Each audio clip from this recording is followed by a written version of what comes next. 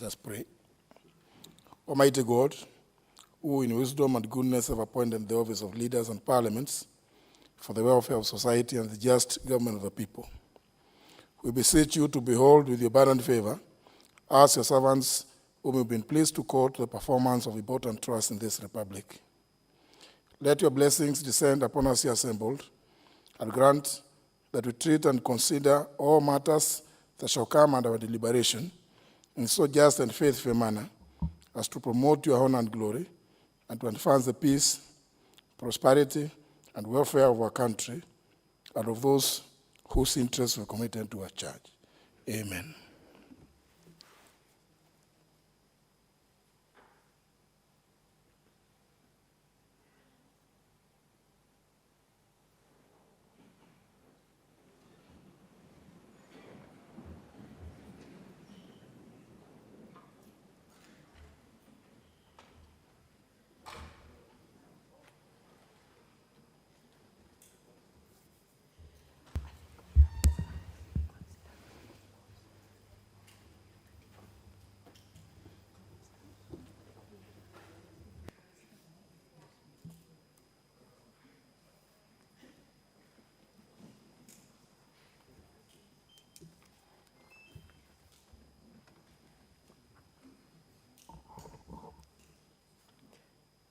Order number 1, administration of oath. Order number 2, communication from the chair. Order number 3, messages. Order number 4, petitions. Order number 5, papers. Majority Whip.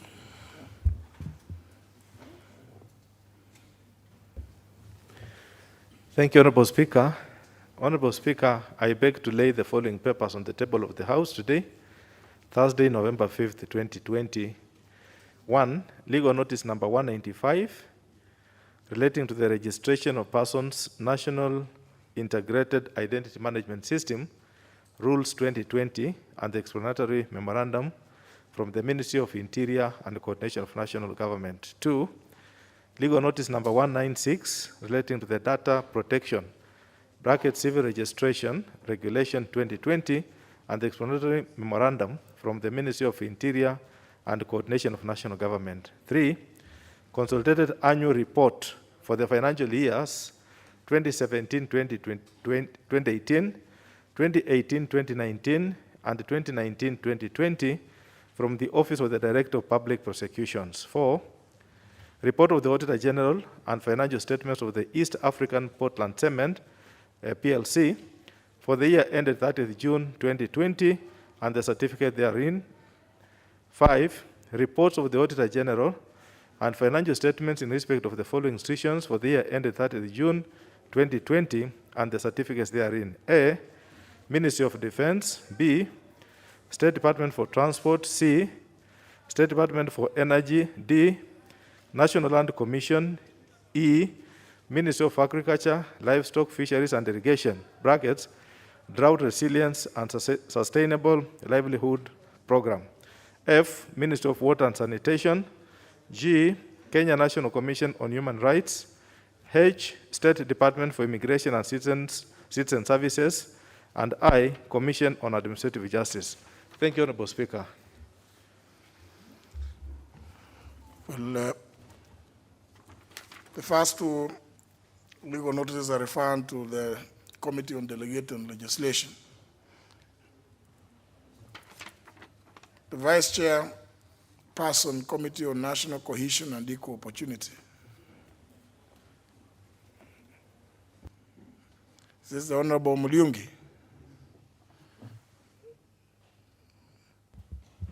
Thank you, Honorable Speaker. Honorable Speaker, I beg to lay the following paper on the table of the House today, Thursday, November 5th, 2020, afternoon sitting. Report of the Committee of National Cohesion and Equal Opportunity on its reconsideration of the National Cohesion and Peace Building Bill, Senate Bill number 35 of 2018. Thank you, Honorable Speaker. Very well. Chairman, Departmental Committee on Administration and National Security. Thank you, Honorable Speaker. Honorable Speaker, I beg to lay the following paper on the table of the House today, Thursday, November 5th, 2020, afternoon sitting. Report of the Departmental Committee on Administration and National Security. Thank you, Chair. Pursuant to provisions of Standing Order 42A5, I wish to ask question number 255 of 2020 to the Cabinet Secretary for Transport, Infrastructure, Housing, Urban Development, and Public Works. 1, could the Cabinet Secretary explain the criteria used to identify and select individuals to benefit from the National Hygiene Program, NHP, that is popularly dubbed the Kazi Mtaani Program? And 2, what plans has the ministry put in place to ensure that the unemployed youth who are also very severely affected by the ravages of the response strategies of the COVID-19 pandemic in Kadhiani constituency are also considered for the said program? Thank you, Mr. Speaker. Question to be replied before the Departmental Committee on Transport, Public Works, and Housing. Next question by the member for Belgut, Honorable Koech.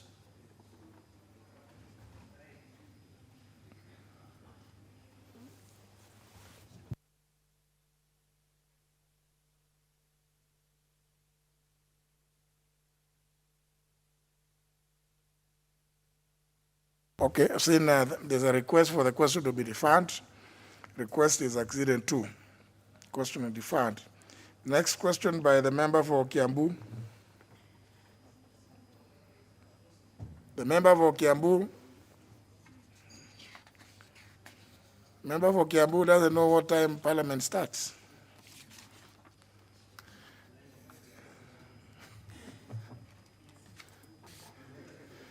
Member for Kiambu, your question, or we throw it out?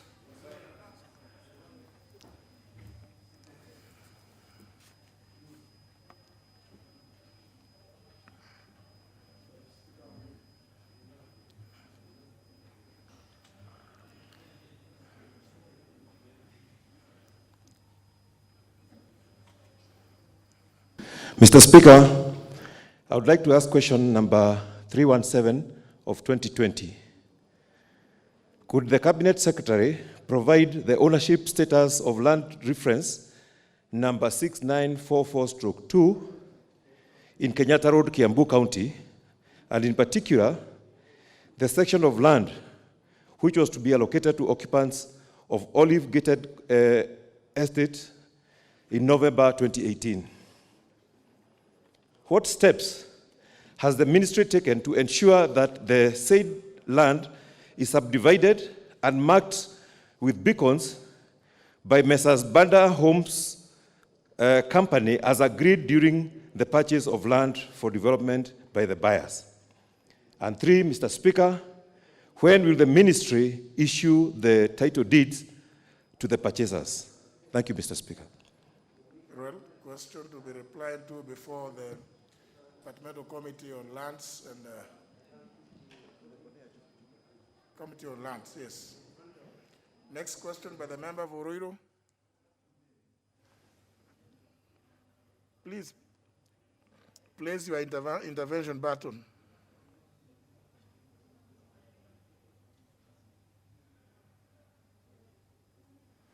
Do you have a card or you are just playing with the fingers there? Do you have a card? Where is it? It's not showing here. You know, you have been here, now your card is in your pocket, and you know you have a question. Surely it's like you didn't know why you are here.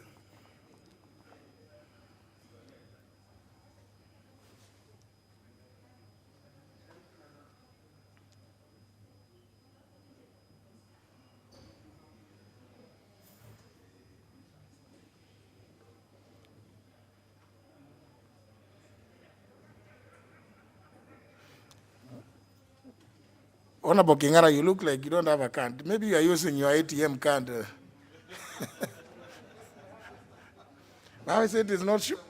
It's not showing. Can you try the next place?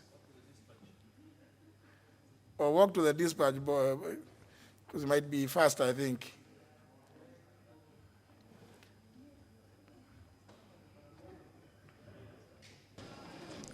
Sorry, Mr. Speaker, sir, for that interaction. Mr. Speaker, sir, I stand to ask question number 318 of 2020, directed to the Cabinet Secretary for Transport, Infrastructure, Housing, Urban Development, and Public Works. 1. What measures has the ministry put in place to ensure that citizens do not continue losing lives as a result of being knocked down while crossing roads and highways in the country at the pedestrian zebra crossing? Number 2, Mr. Speaker, sir, could the Cabinet Secretary consider constructing a footbridge at the junction of Kihungura Road and the Thika Superhighway in Oiro constituency to facilitate the crossing of pedestrians and to ease traffic flow on the highway to prevent loss of lives through accident at the pedestrian zebra crossing located in the area? Thank you, Mr. Speaker, sir. Very well. Question will be replied to before the Committee on Transport, Public Works and Housing. Next question by the member for Seme. Thank you, Mr. Speaker. I rise to ask question number 319 of 2020 to the Cabinet Secretary for Energy. Could the Cabinet Secretary explain the delays in the completion of the Olkaria-Lesos Kisumu electricity transmission line comprising of 400, 220, and 32 kilovolt network, which was expected to be completed in 2018? 2.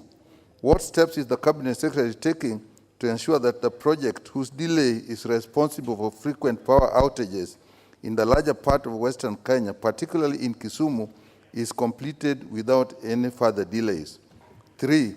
Could the Cabinet Secretary provide the exact date when this project is expected to be completed and commissioned to relieve the area of dependence on the expensive, inadequate low-voltage generator in Muhoroni run by Kenya Electricity Generating Company, KenGen? Thank you, Mr. Speaker.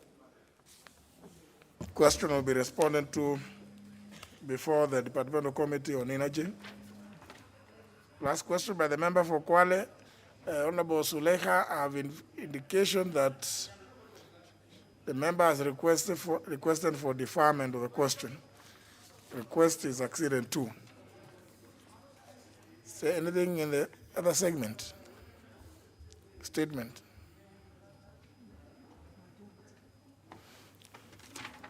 Majority Whip.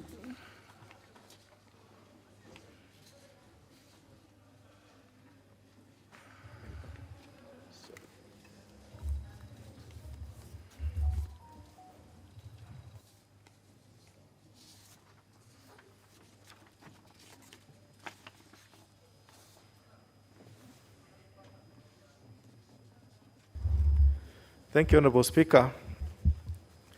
On behalf of the Majority Leader, Honorable Speaker, pursuant to the provisions of Standing Order 44-2A, I rise to give the following statement on behalf of the House Business Committee, which met on Wednesday, November 4th, 2020, to prioritize business for consideration.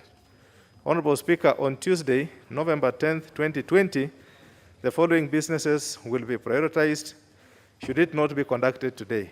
1, Session Paper number 3 of 2019 on the National Policy for the Eradication of Female Genital Mutilation. 2, Report of the Transport, Public Works, and Housing Committee on the inquiry into the use of the standard gauge railway.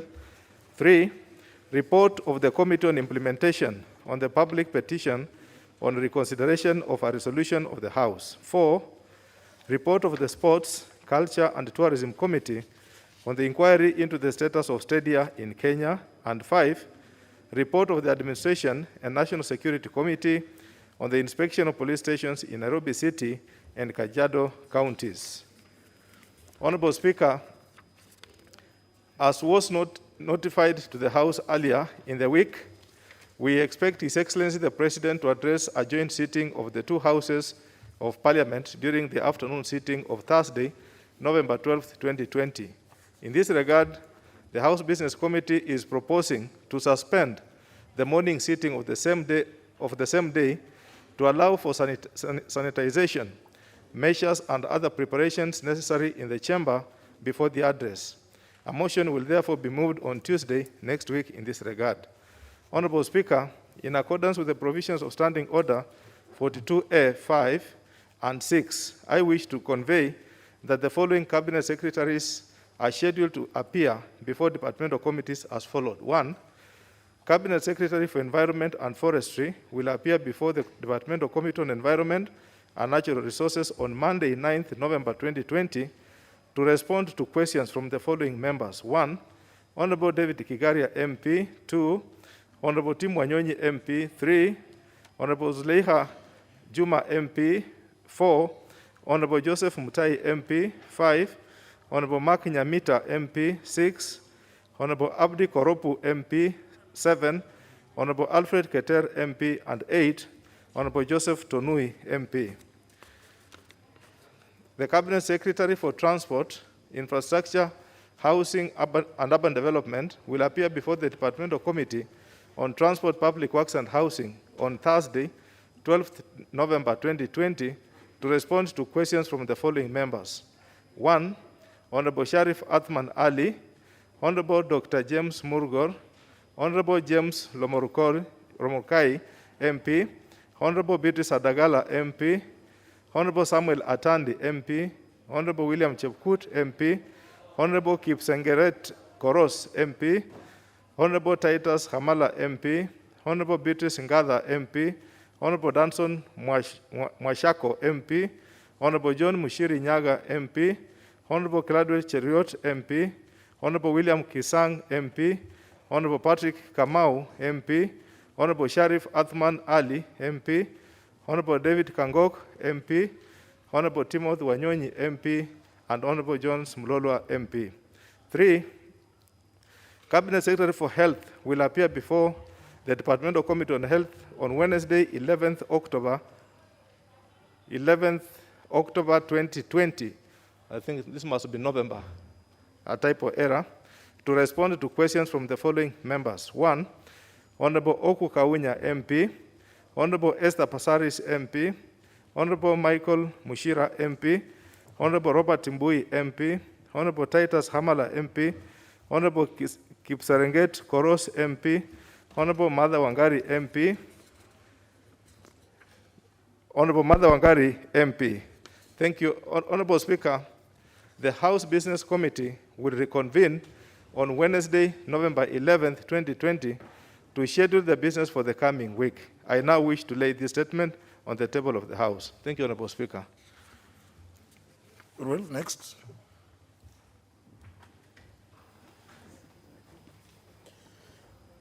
Order number 8, motion, session on paper number 2 of 2019 on the National Policy on Gender and Development.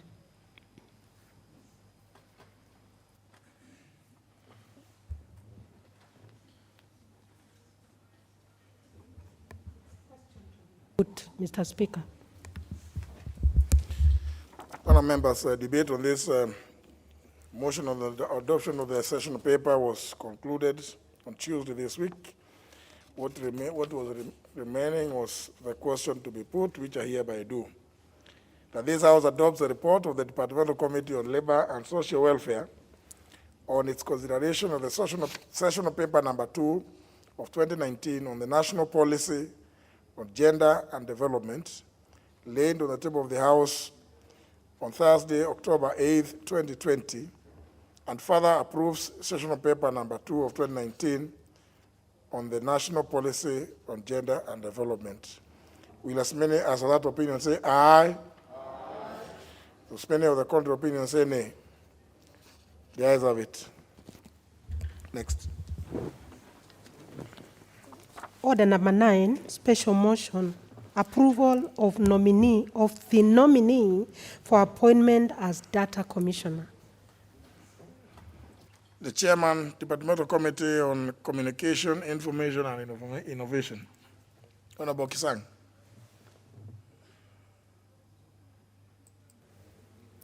Thank you, Honorable Speaker. Honorable Speaker, I beg to move that, taking into consideration the findings of the Departmental Committee on Communication, Information and Innovation in its report on the vetting of a nominee for appointment as the Data Commissioner, laid on the table of the House on Tuesday, November 3rd, 2020, and pursuant to Section 6, subsection 4 of the Data Protection Act 2019 and Section 8 of the Public Appointments Parliamentary Approval Act 2011, this House approves the appointment of Ms.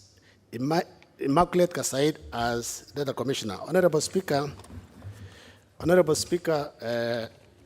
upon receipt of message from the President, you directed that the Committee on Communication Innovation undertakes vetting of the nominee, and the Clerk National Assembly put an advert in the dailies on 19th of October 2020 for people who have interest to submit memoranda, and by the close of business on 26th of October 2020, the committee received 3 memoranda, 2 of them in support of the nominee by the former chair of IEBC, Mr. Ahmed Isaac Azan, and 1 from FIDA Kenya, also in support of the nominee. We also received 1 memorandum that was contesting the nominee from ICJ. Honorable Speaker, the committee thereafter went through all the memoranda, and I want to report to the House that the report or the memorandum from ICJ did not meet the requirements which vindicted the nominee. So, Honorable Speaker, the committee went through the CV of the nominee and found that the nominee is a Kenyan citizen without dual citizenship, born in Kiambu in 1977. She has a law degree from University of Makerere, postgraduate diploma from Kenya School of Law, and master's degree from International University, USIU, Honorable Speaker. And these are basically the basic requirements that are required for appointment as a data commissioner.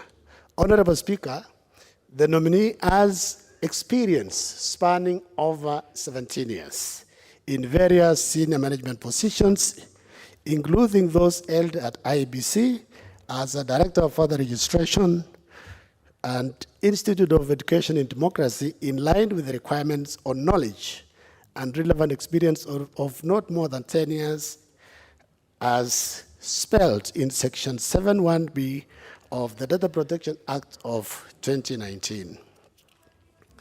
Honorable Speaker, on Chapter 6, the nominee was cleared by all the government agencies. She was cleared by Ethics and Corruption Commission, Kenya Revenue Authority, Directorate of Criminal Investigations, political parties, and also Higher Education Laws Board on payment of a loan in line with Chapter 6 of the Constitution. Honorable Speaker, the Public Service Commission advertised for the position. Interviews, shortlisting was done, interviews were done, and the nominee was ranked number 1. And she was among the 3 names that were submitted by Public Service Commission to the President, and the President sent the name to Parliament. Honorable Speaker, as a committee, as I had said, Honorable Speaker, we got 3 memorandums. The committee considered them, and the nominee responds and observed that ICJ had not demonstrated the nominee's personal culpability, as the issues raised in the memorandum did not directly implicate her in a personal capacity, but implicated IEBC as a corporate body and not her. Honorable Speaker, as it said also, the chairman of IEBC, Mr. Ahmed Isaac Azan, and MS Ann Waireri, the executive director of FIDA Kenya, in the memorandum supported the appointment of the nominee, as they lauded competence, dedication, and requisite skills as set out in the law. Honorable Speaker,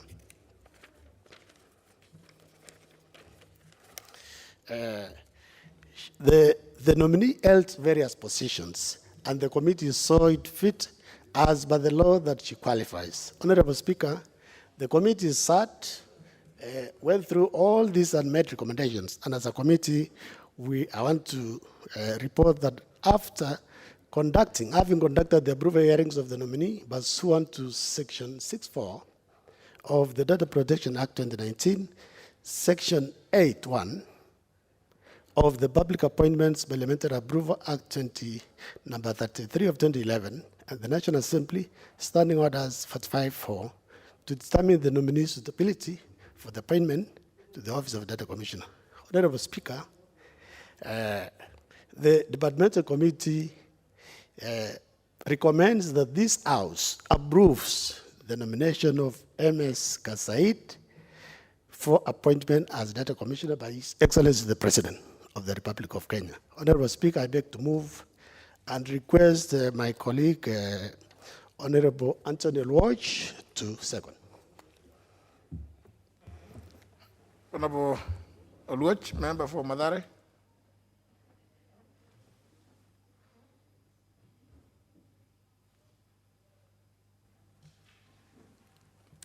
Thank you very much, Honorable Speaker, and I rise to second the reports by the committee as moved by the chair.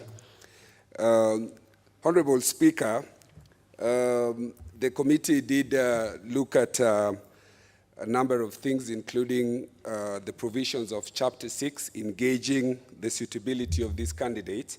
The first issue that I want to address in relation to what was raised by the ICJ is in relation to two questions which were very central to the last two elections and which the committee had the occasion to look at, and they challenged their suitability based on a report of the KPMG.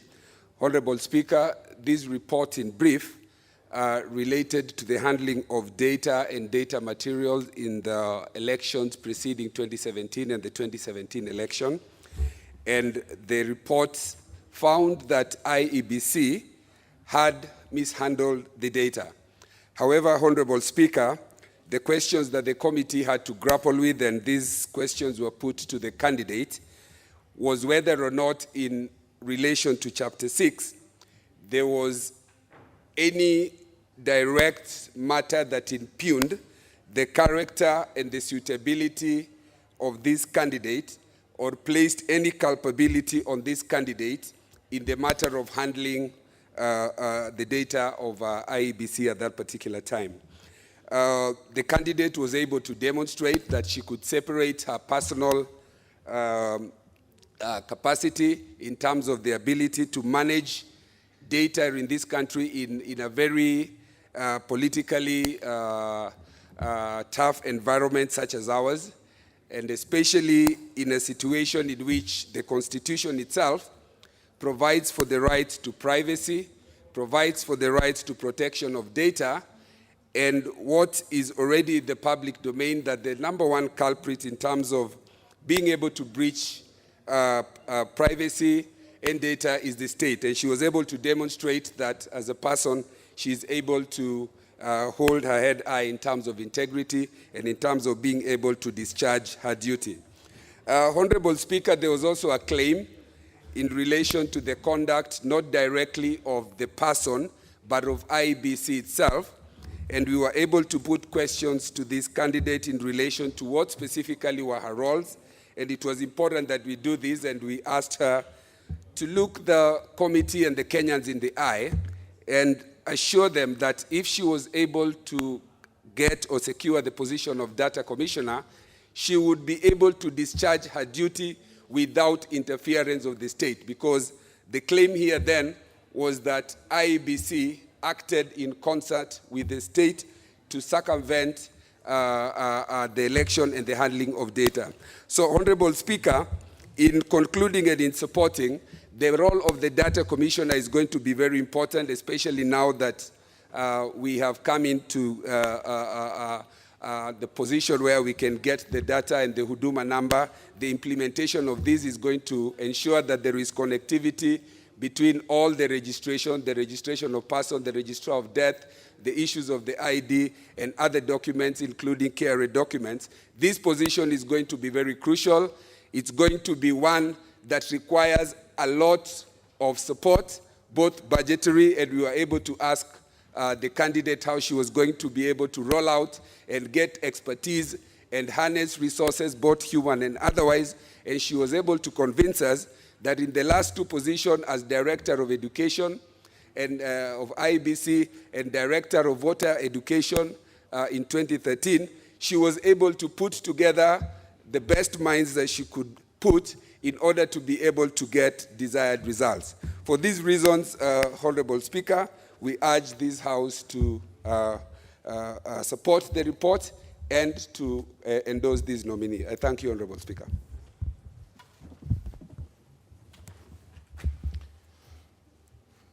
I propose the question, which is that taking into consideration the findings of the Departmental Committee on Communication, Information and Innovation in its report on the vetting of a nominee for appointment as a data commissioner, laid on the table of the House on Tuesday, November 3rd, 2020, and pursuant to Section 6, subsection 4 of the Data Protection Act 2019 and Section 8 of the Public Appointments Parliamentary Approval Act of 2011, this House approves the appointment of Mrs. Immaculate Kasait as the Data Commissioner. Honorable Fatuma Gedi.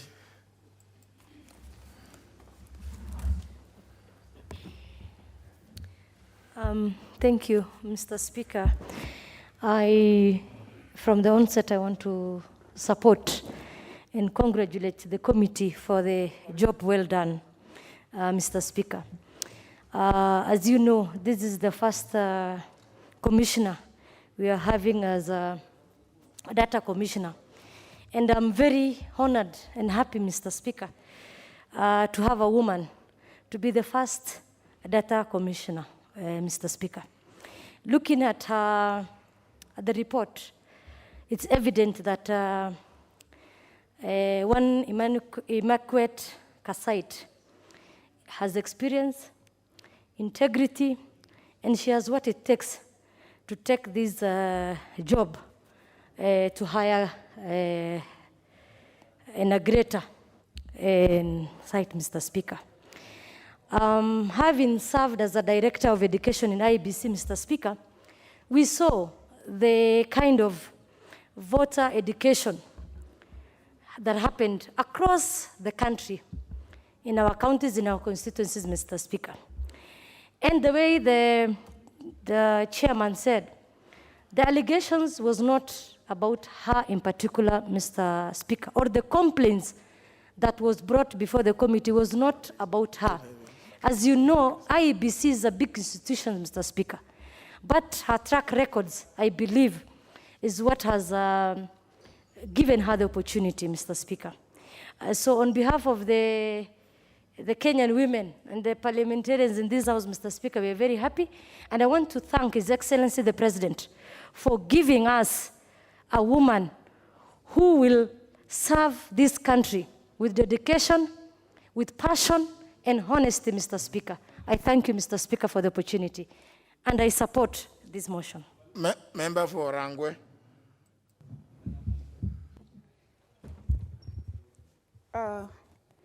Thank you very much, Honorable Speaker, for allowing me to rise and support the work that has been done by the committee, especially on the vetting of the data commissioner. Kenya is at a point where it is grappling with matters that are related with IEBC, and when it comes to electioneering, data processing and data handling is very, very important.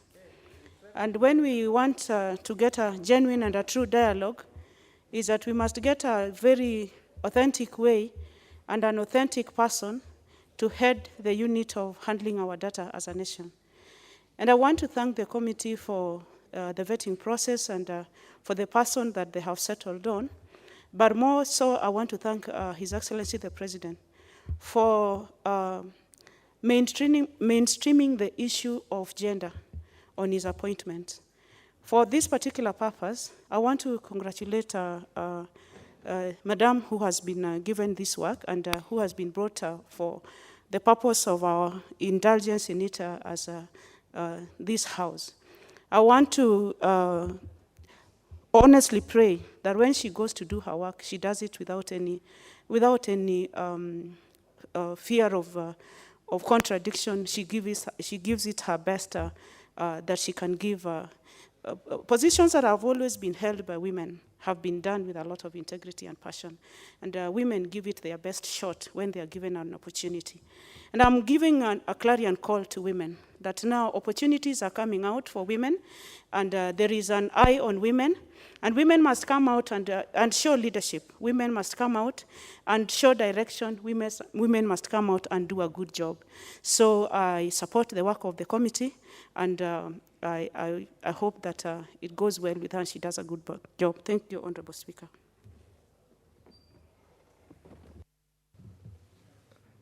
Honorable Danita Gatti. Thank you very much, Honorable Speaker, for the opportunity to support the appointment of Immaculate Kasait as the Data Commissioner. Mr. Speaker, sir, Immaculate Kasait is very well known to me. I have worked with her in the women's movement before when she was working for the IED, that is the Institute for Education in Democracy, and I was with the League of Kenya Women Voters. Mr. Speaker, I would actually recommend Madam Immaculate Njenge Kasait for the position. And Mr. Speaker, for me, it is a very good opportunity because for the first time, there is a woman occupying a new office, Mr. Speaker, and that tells you that the President has a lot of confidence in this woman, and I'm sure, Mr. Speaker, that she will really perform because ideally this is a new commission, Mr. Speaker, and this is the first occupant of this office. And Mr. Speaker, a lot of work awaits Madam Immaculate. And Mr. Speaker, when you look at her qualifications, Mr. Speaker, she has quite a lot and a wide experience, having worked for both the IEBC and the IED, Mr. Speaker, especially looking at the issues of gender where we were working together. And for me, this is an opportunity, Mr. Speaker. I know this is not an easy job, Mr. Speaker. Being the first job, I know Kenya really expects a lot from her, first of all, also as a woman. And I'm confident, Mr. Speaker, that she's going to really support. We are in an era where really what is mattering in this country for now is the issue of data collection, Mr. Speaker, and the issue of digitization of this data to be able to ensure that even as we move around in our Huduma centers, really, Mr. Speaker, a lot of this data and information, and especially, Mr. Speaker, I am keen to see how she will actually digitize this data, and especially ensuring that the most marginalized people, that are persons with disabilities, information and data is well captured, Mr. Speaker, for future use. Mr. Speaker, when this country is actually looking at a person, and a person basically meets the criteria, one of the greatest criteria that the committee has suggested is actually the consideration that is in line with Chapter 6 of the Constitution of Kenya, which is basically the one that looks at leadership and integrity. Mr. Speaker, Madam Njenge Kasait, for me, Mr. Speaker, she worked so well when I knew her, and I have also seen her work, Mr. Speaker, around issues of voter education with IBC, and I'm confident, Mr. Speaker, that she will actually produce this same zeal and determination, Mr. Speaker, and passion that he has worked along the issues of, working with people, to be able, Mr. Speaker, to really put the bar high, especially the fact that she is the first occupant of this office. So, Mr. Speaker, allow me to say that I support her appointment and thank the President for the opportunity to give her this job, and I'm confident that she's going to leave a legacy as the first data commissioner of Kenya, and a woman for that matter. Mr. Speaker, sir, if you look at the recommendations that came on board in her support, the recommendations that basically supported Madam Immaculate Kasait, basically came from reputable human rights organizations in this country. When you look at FIDA, Mr. Speaker, FIDA is no mean organization in this country, Mr. Speaker, and it is very keen on issues of gender and empowerment and human rights. So, Mr. Speaker, when an appointment gets support of such a huge and a well-known organization like FIDA, Mr. Speaker, really there's no doubt that this is the best candidate for the job. And allow me, Mr. Speaker, to really support her, and I wish her all the best as she performs her task. I support Mr. Speaker, and thank you for the opportunity. Member for Kilifi North. Thank you, Mr. Speaker, and I want to stand to support the appointment of Immaculate Kasait as a commissioner for data, or data commissioner in this country, and congratulate her for the appointment. And her experience, her education, I think she has the wherewithal to really run to be a data commissioner, and to be actually the first person to start this work in this country. And we wish her well as he does this work. But as it may be, Mr. Speaker, I think the report from KPMG puts a shade on her ability to withstand political storms as she tries to manage data in this country. I think, I know there's a new terminology in this country called sanitization, but I think this country will never forget what happened during that election. And the items, the things that came. I never knew about this name until my party told me this is the person who bungled the election because of how she managed the data at IBC. Be as it may, Mr. Speaker, I know people can change and people can work at a different atmosphere and different climate, and therefore we want to join my colleagues to congratulate her and wish her well, and that we would advise her that she needs to be stronger than she was when she was at the IBC. I thank you, Mr. Speaker. For NDMS. Thank you, Honorable Speaker. On the onset, I want to support this motion for approval of Ms. Immaculate Kasait as a data commissioner. Honorable Speaker, an institution is not run by one individual. And when it comes to even any elections, what we have seen in the US, we should be able to respect independent institutions and give them their due space for them to be able to work. In any election, there'll always be complaints, especially for those who lose. And we can see Trump complaining and even saying he wants to go to court. That is his right. But at the end of the day, every account must be able to, every vote counts. And therefore, as a data commissioner, we expect her that she will be able to follow the law, be able to protect every individual, every citizen's privacy, data privacy, and let people not expect that when she's in that position, she's going to help them. She's going to be an independent officer, make sure that every data for every individual is protected, and everybody is entitled to his privacy. So with those few remarks, Honorable Speaker, I support. Member for Kitui West.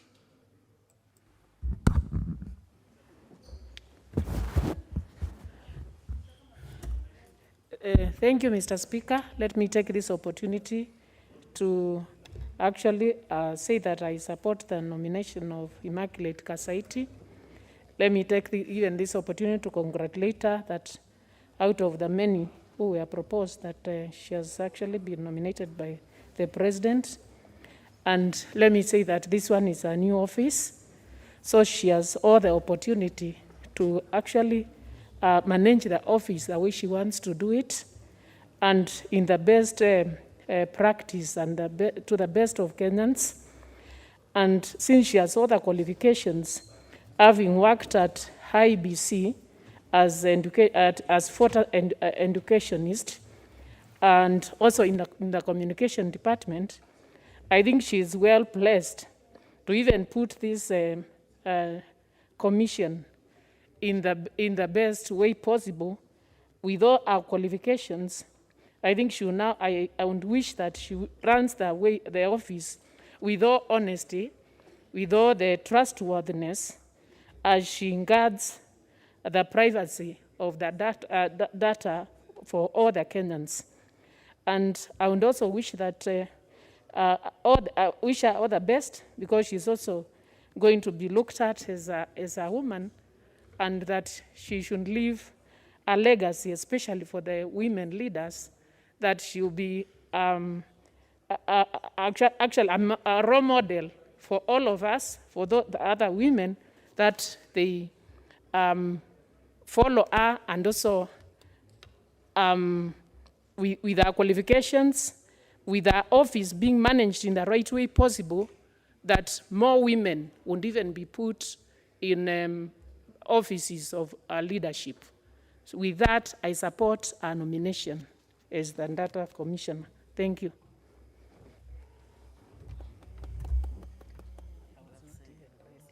Member for Laikipia. Thank you, Mr. Speaker. I also want to take this opportunity to thank His Excellency, the President of the Republic of Kenya, for nominating one of our many women in this country to be the first data commissioner. I have not personally met Mrs. Kasait, but I want to congratulate her and congratulate the ICT committee for a job well done and taking it one step at a time to see that majority of our women are not denied an opportunity to serve on basis of where they come from, where they are married, or who they have given birth children with. Mr. Speaker, I'm not ashamed as a woman to say that majority of us as women, we go through a lot of discrimination. And when it comes to women positions, whether appointment or elective positions, men would always start to ask us questions. Who has married you? Who did you give birth to children with? And I want to thank this committee and this proud parliament for rising to the occasion and allowing a woman who is diligent, qualified, educated, exposed, and experienced an opportunity to be our first data commissioner. Mr. Speaker, this woman has a very important role to see that she implements the Data Protection Act 2019. This is our first act ever in place. And now that this world has gone digital, and that majority of us, we are overexposed to the digital world, there is all need for the government to be the guardian angel and to protect Kenyans from the abuse on the social spaces. The first data commissioner has a duty to see that she establishes and maintain a register. And this is a register in control of the data controllers and for also data processor, and to see that majority of the people who are dealing with our very personal and private information, not to mention our banks, the M-Pesas of this world, the M-Shwaris, and people who are also lending us money, we are not overexposed to abuse of our personal information. And our first data commissioner, I'm very hopeful that her name will be approved this afternoon. She has the role of exercising oversight on data operations in this country. She has also an engagement to see that she receives any complaints from any Kenyan who feel that their right has been infringed. And therefore, Mr. Speaker, we will bring to an end the culture of people who are being oppressed online, and people who, in a way, would lead to a lot of suspicion anytime this country has an election. Mr. Speaker, I have just heard the member for Endebess talk about Donald Trump and the US election, Mr. Speaker. And I want to believe there is no good reason for any person to be worried, because our data belongs to us the same way. Nobody has an upper hand to misuse or to abuse any data so that they can make any candidate to win an election. And therefore, for purposes of people who have jitters and are worried, and who want to imagine that the data commissioner, her role is to make a certain candidate not to win or to pass elections in the year 2022, we wish to inform them to relax, calm down. We want to take care of their money. We want to take care of their wealth. We want to take care of their data. We want to take care of their information. And for purposes of people who propagated, Mr. Speaker, that the reason why the government has been busy talking about Huduma number and encouraging Kenyans that we need to go digital, Mr. Speaker, is for one reason, that we must protect their data. Those of us who have been worried that we are going to, or the government is going to take advantage of their Huduma number to make anybody win or lose an election, we want them to tell them to relax. We have given you a good lady, we have given you a commissioner, We have given you equivalent of your wife, equivalent of your mother and your daughters, and somebody who is going to take care of the data and move this country forward. Allow me to congratulate this lady and ask this House and our ladies, our men, you are our brothers, our husbands, our everything. Support this lady and let's approve her name today. Thank you and congratulations to Mrs. Kasait.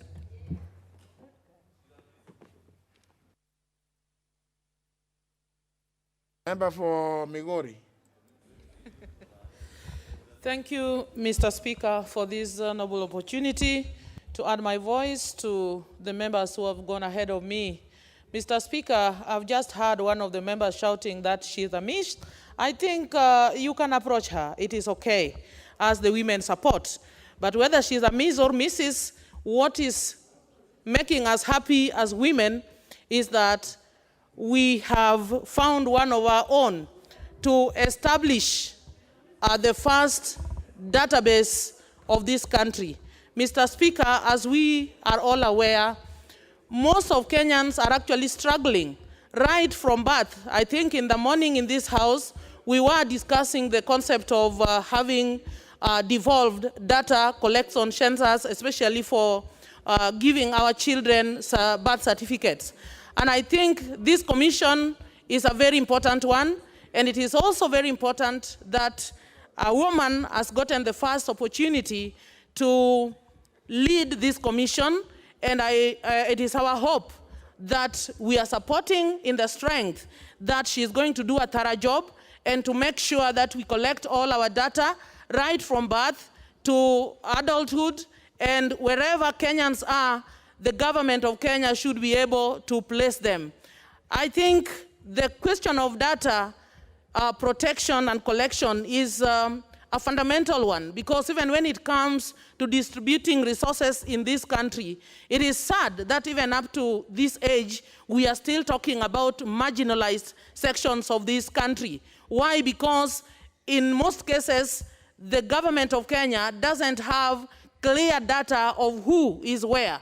And I think with a lady of this magnitude at the realm of this commission, she should be keen enough to make sure that every Kenyan is not left behind, whether small or big, persons with disability, whether they are male or female. All of us are included in this database, and our data is protected. Mr. Speaker, I want to thank the committee that took their time to vet this lady. I'm most impressed by the fact that they were able to split the issue of constitutional crimes to the individual ability of this lady. And therefore, I want to congratulate the committee, I want to congratulate Immaculate, and I want to urge her that as we approve and as we allow her to take position, let her prove to Kenyans that she is actually capable of doing the right job and making every Kenyan count wherever they are. We want to know those who are alive where. We want to know how many are our youth where, how many are the women, how many are the men, the old age. And so as we plan and as we discuss very important issues on how to support all the citizens of this country, then we are able to make informed decisions based on data which is not hurriedly created.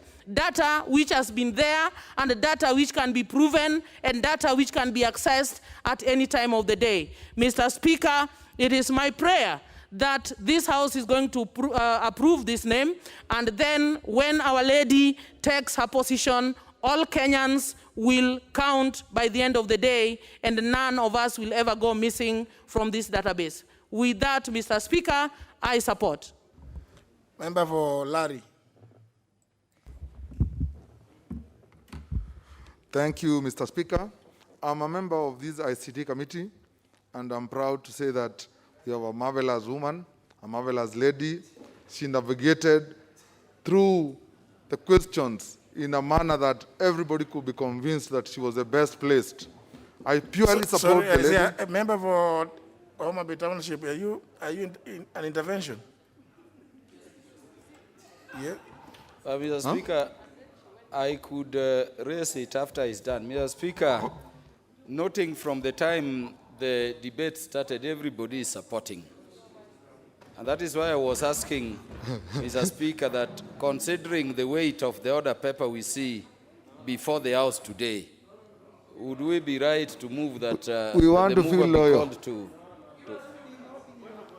to reply? After I finish.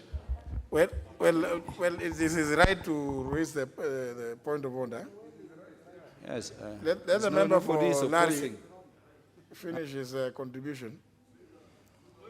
Thank you, Mr. Speaker. Honorable. Thank you, Mr. Speaker. Honorable Mlele, what's your point of order? Honorable Speaker, I heard the member for Larry say that he's a member of this committee, and this lady is marvelous. I'm wondering how this marvelous, whether this committee was marveling at this lady. What was it that is marvelous? This time, Mr. Speaker, Honorable Speaker, really it makes me wonder what this committee was doing. Thank you, Mr. Speaker. I think my good friend there, the Speaker also, I was just starting. I was trying to build my case of how wonderful this lady was in navigating through the questions that she was asked. She was asked any question and she could answer with eloquence. She took us through all the issues, that ICJ were asking, and she could navigate in a manner that anybody in this committee was convinced that she could be the best placed. She was also placed top position when she was interviewed by PSC. She's also the nominee of the president, and we all ought to support the good things that she has done. I know some members have raised the issue of the IEBC. She took us through her non-capability. She took us through all the issues that she was doing then. She was in voter registration. She was not responsible.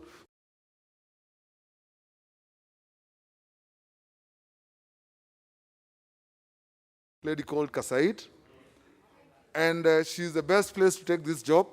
The other point is that she's ready to engage all the stakeholders.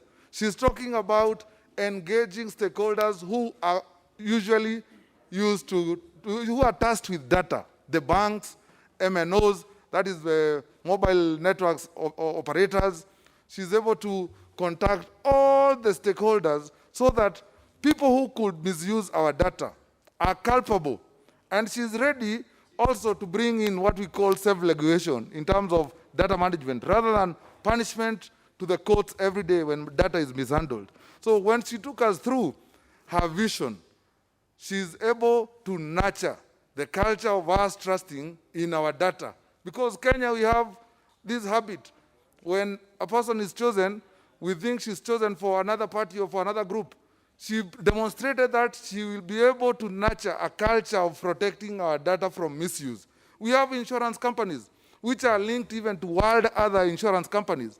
How is our data used out there in Europe, in jails, where people are conning others? She demonstrated to us how she'll be able to protect the data of every Kenyan citizen, whether man, woman, child, because there is also child pornography. And she was also able to say how she'll protect. I support the appointment of Immaculate Kasait. Thank you. Now, honourable members, I can say, you know, there's the order in which you have all placed your requests. And the one that is following now is the member for Alego Songa.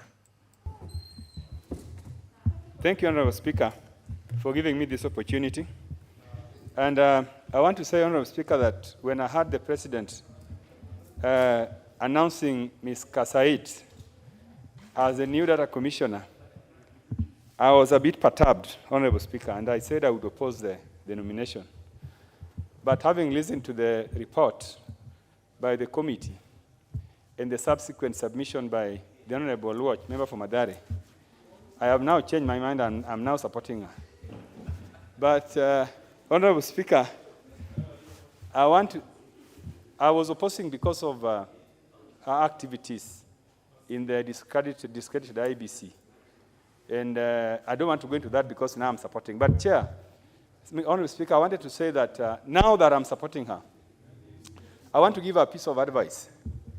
And my advice, Honorable Speaker, is that I would like her to be a bold data commissioner. Because, Honorable Speaker, you know very well that in the communication sector, there are several multinationals that have abused information from Kenyans. You know, they have sold it out. You know, they have used it to do business and to trade. And therefore, the new data commissioner really, she must be able to be very bold and to rein on some of these corporates. Secondly, Honorable Speaker, I want to say that I've gone through the Data Protection Act, number 24, 2019, that establishes the Office of the Data Commissioner.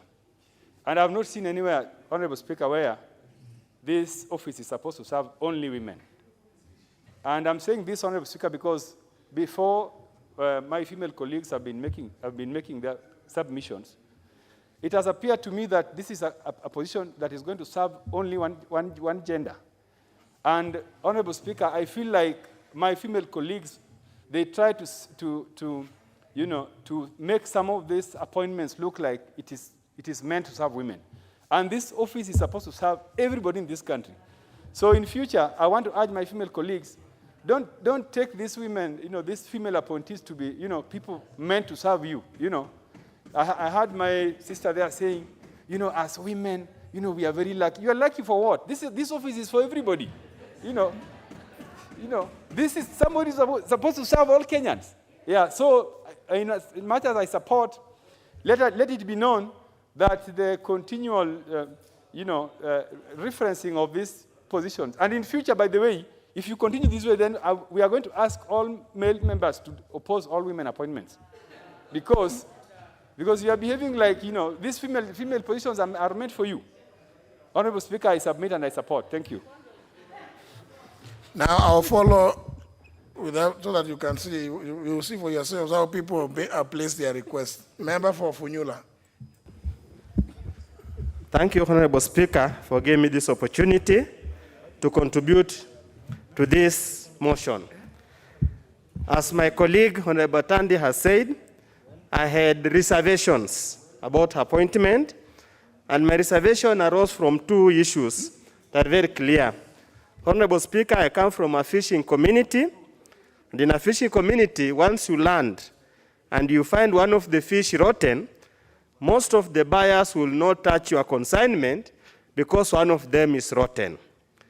Having worked at IBC 2013 and 2017, and without doubt having had disputed and contested elections, it is practically impossible to believe that she emerged without blemish.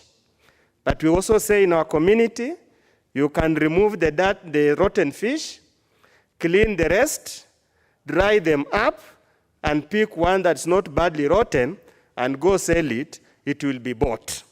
Secondly, Honorable Speaker, I'm a catechist. I went to school, to catechism classes, and we were told the story of Saul on the road to Damascus, and I do believe she has walked that route, and she could be now believing that Kenya is more important than serving restricted political intentions of that particular time.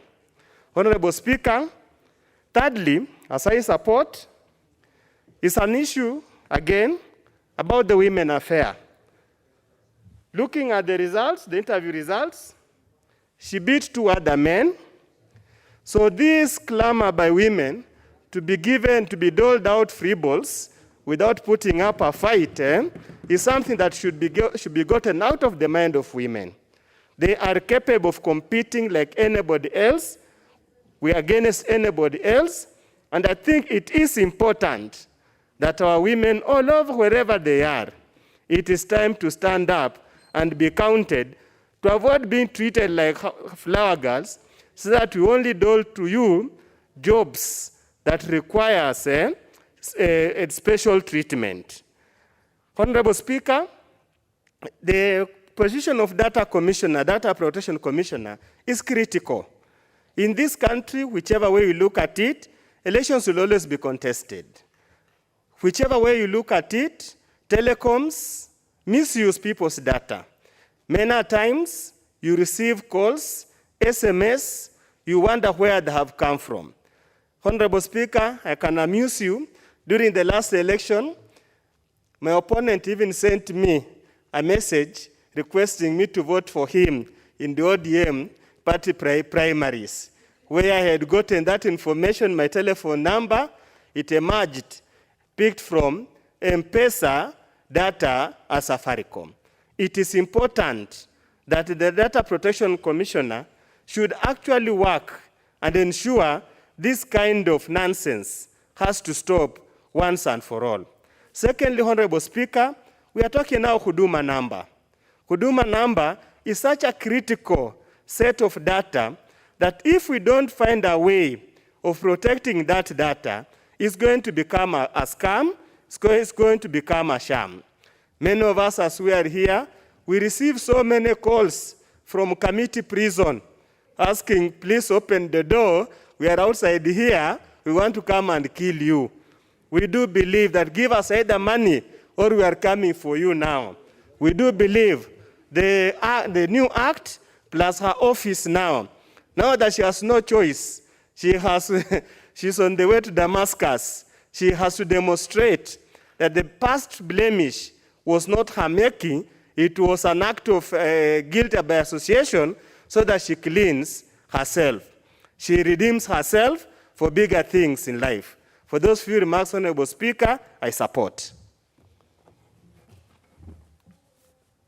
Member for Garissa Township. Thank you, Mr. Speaker. And Mr. Speaker, I want to, after reading the report of the committee, I don't want to say that the nominee, until approved by this House, is fabulous, is wonderful. I think the best person to answer that is a member of this House. A member of this House can tell us whether the nominee is wonderful, is good. Our function as the House is to deal with Madam Kasait in how she answered questions before the ICT committee. And on the basis of that is we interrogate her and support the report of the committee. Speaker, in 2010 Constitution, Article 31, talks about the protection of privacy. And for many years, Kenya did not have a data protection law. Lucky, and I want to thank this House, last year, 2019, July, we passed the Data Protection Act, 2019. And I'm happy it's not part of the laws that the Senate went to court on. So the law exists. And the functions of the work that is cut out for Madam Kasait is provided in the Data Protection Act. Whether she was fabulous, whether she is wonderful, the moment this House approves her functions and her business, and the Speaker, there was a member who was saying she's Miss or Miss. No, Madam Kasait is Mrs. And the other half is in this House. If you want more details, you can look for that member. For him or her, but it's him. Anyway, let me say him. So what is Madam Kasait supposed to do that we were lacking before? Under the Act, she's supposed to lead in promoting self-regulation among the data controllers and processors in our country. As we speak today, we want an enforcement. So she's going to lead a team of men and women who will make sure that self-regulation among data controllers and processors is in place. Her agency, as a lead person, she is supposed to conduct an assessment to find out whether information is processed according to the provision of this Act and other relevant laws. So even her, she has to act within the law. Find out whether it is the banks, whether it is other service providers, the data they are processing is in compliance of the law of this Act. Under her leadership, if this House approves her, she's supposed to maintain and establish a register on all the data controllers and processors. As we speak today, there's no register. There are as many data processors, some of them quacks. There are as many data controllers, some of them who are not registered, some of them are foreign, some are local. So she must keep and maintain a register. She must also, in her capacity as a data commissioner, receive and investigate complaints by anybody, any entity, any individual in our country who, in one way or the other, his rights, his data rights have been, or his privacy has been infringed. So now we have an avenue that we can. Mr. Speaker, she has a function of inspection of all private and public entities. You know, the days of tukihesabu, wanahesabu, it will be over. There will be no issue of putting someone in a cloud. The server must be known who is keeping the server. Mr. Speaker, the law, she must deal with the lawful processing of data. Registration of data, controllers and processors is under her function. And Mr. Speaker, finally, there is a principle in the Act, the principle and obligation of personal data protection is under her domain. So, Mr. Speaker, let us not talk about fabulous, wonderful. We have made a law that will guide Madam Kasait, and let us not judge her from where she worked. And any Kenyan who works in IBC, Honorable Oduor.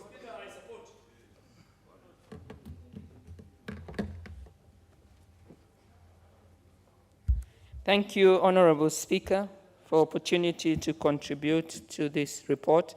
Mr. Speaker, on the onset, I would like to thank the committee and indeed, Mr. Speaker, appreciate that in this report, there is a very clear demonstration, Mr. Speaker, that leadership and responsibility is gender neutral. Mr. Speaker, I am extremely happy that I get an opportunity to speak on this. A day after, Mr. Speaker, we looked at a gender and development policy that was being reviewed after 20 years. And Honorable Speaker, as honorable members, my very own Member of Parliament, Honorable Atandi, was getting a bit concerned, Mr. Speaker, by the manner of engagement. I want, as I support the appointment of Immaculate, Mr. Speaker, to indicate that indeed, as the report shows, her appointment is informed by competence. It is informed indeed by the way in which she is seen to be suitable based on criteria set out by the Public Appointment Act. And indeed, Mr. Speaker, the report clearly demonstrates that even when there were indications or questions that were raised, that she was able to respond. And so, Mr. Speaker, as I support this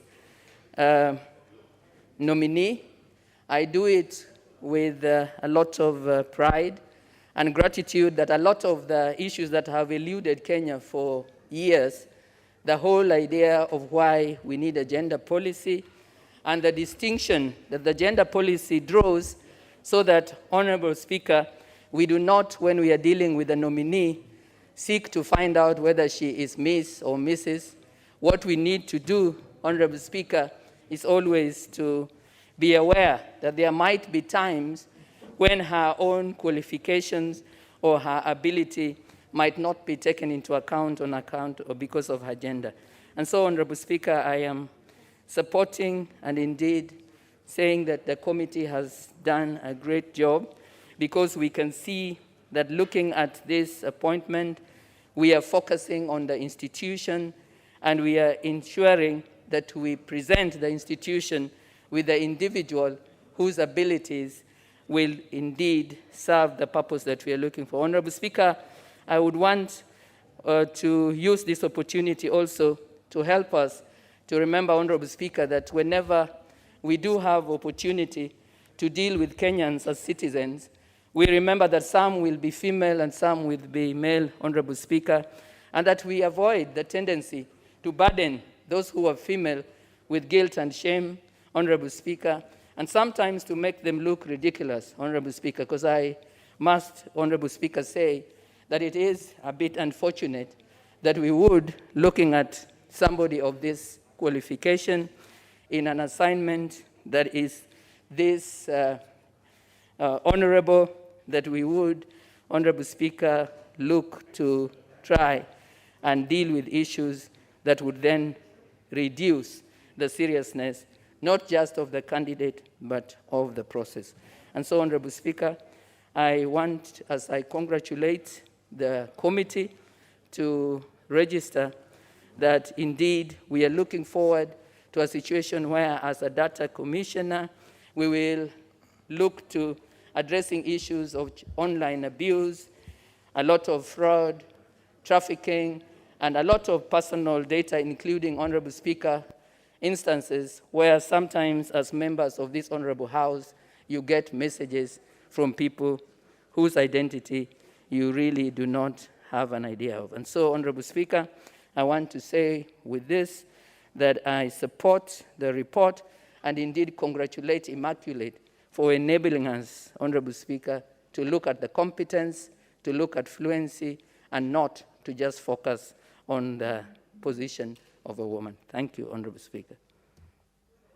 See, the member for Yatta has an intervention. I hope it's not an intervention.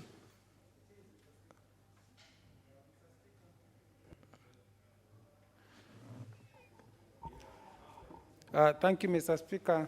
Mr. Speaker, I rise on Order 95 in view of the fact that, Mr. Speaker, there have been many contributions, all in support, that the mover be called to reply.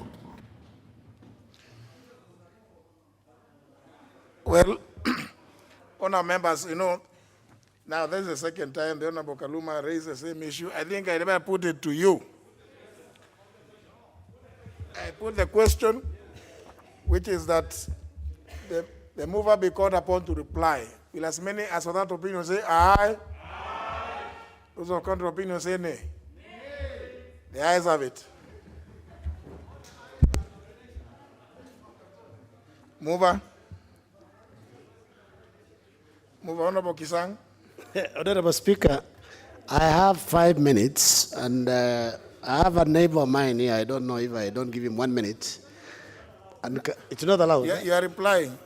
Oh, it's not. I'm told it's not allowed. Honorable Speaker, I want to thank the members for their contributions, and I want to report to the House that the sentiments that were mentioned by Honorable John Amburu, MB Larry, are not sentiments of the committee. Maybe the member was carried away, and maybe got admire the lady, and I want to tell him that the lady is married. She's Mrs. Kasaid. So those are your sentiments and not the committee sentiments. Honorable Speaker, I want to tell this House also that the nominee, she's very competent. She told us she's a team leader. While at IPC, she was able to do so many manuals. And she promised that within a year, she's going to ensure that Directorate of Data Protection will be in place, and she'll be able to employ competent staff who will assist her. Because if you look at the requirements of appointment, you also need some data science knowledge or ICT knowledge. And she said among the directors that she's going to employ will be those with those relevant knowledges in ICT and data science. Honorable Speaker, we'll also have an opportunity as a country to register data processors, data controllers. IEPC, where she worked, is one of the entities that will be a data controller, at the same time a data processor, and she said there'll be no conflict of interest because she's going to live there, resign as an employee, and join the Ministry of ICT as a data commissioner if this House approves. Honorable Speaker, I wanted to also report that as a committee, we have said going forward, we want this particular data commissioner to be independent. We'll be coming maybe in the course of next session, next year. When the directorate is set, to delink this particular directorate from Ministry of ICT so that there is no interference by the ministry, so that basically the data commissioner is independent completely. Honorable Speaker, with all those remarks we have noted, and we want to tell members Thank you very much for your contributions. Congratulate the lady. And basically, if the House approves, I believe soon, because of the court case that also compelled the executive that a data commissioner be appointed so that Uduma numbers are released. I believe now soon Uduma numbers will be issued to Kenyans. Honorable Speaker, I beg to reply.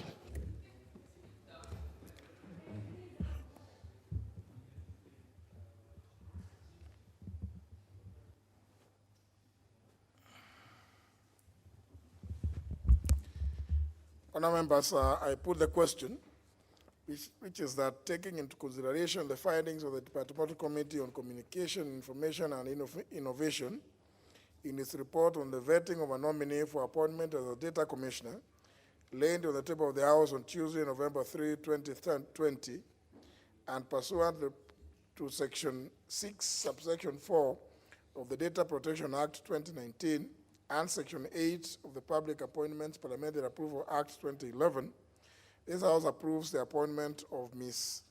Immaculate Kasait as the Data Commissioner. Will as many as of that opinion say aye? Aye. Will as many as of the contrary opinion say nay? The ayes have it. Next order. Order number 10, special motion, approval of nominees for appointment as high commissioners, ambassadors, and permanent representatives. Chairman, Departmental Committee on Defense and Foreign Relations, Honorable Kato.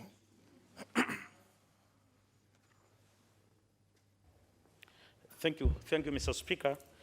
And Mr. Speaker, I beg to move that, taking into consideration the findings of the Departmental Committee on Defense, Foreign Relations in its report on the vetting of nominees for appointment as ambassadors, high commissioners, and permanent representatives, laid on the table of the House on Tuesday, November 3rd, 2020, and pursuant to the provisions of Article 132, Subclause 2, Subclause E of the Constitution, and Section 8 of the Public Appointments Parliamentary Approval Act 2011, this House approves the appointment of the following persons as High Commissioners, Ambassadors, and Permanent Representatives.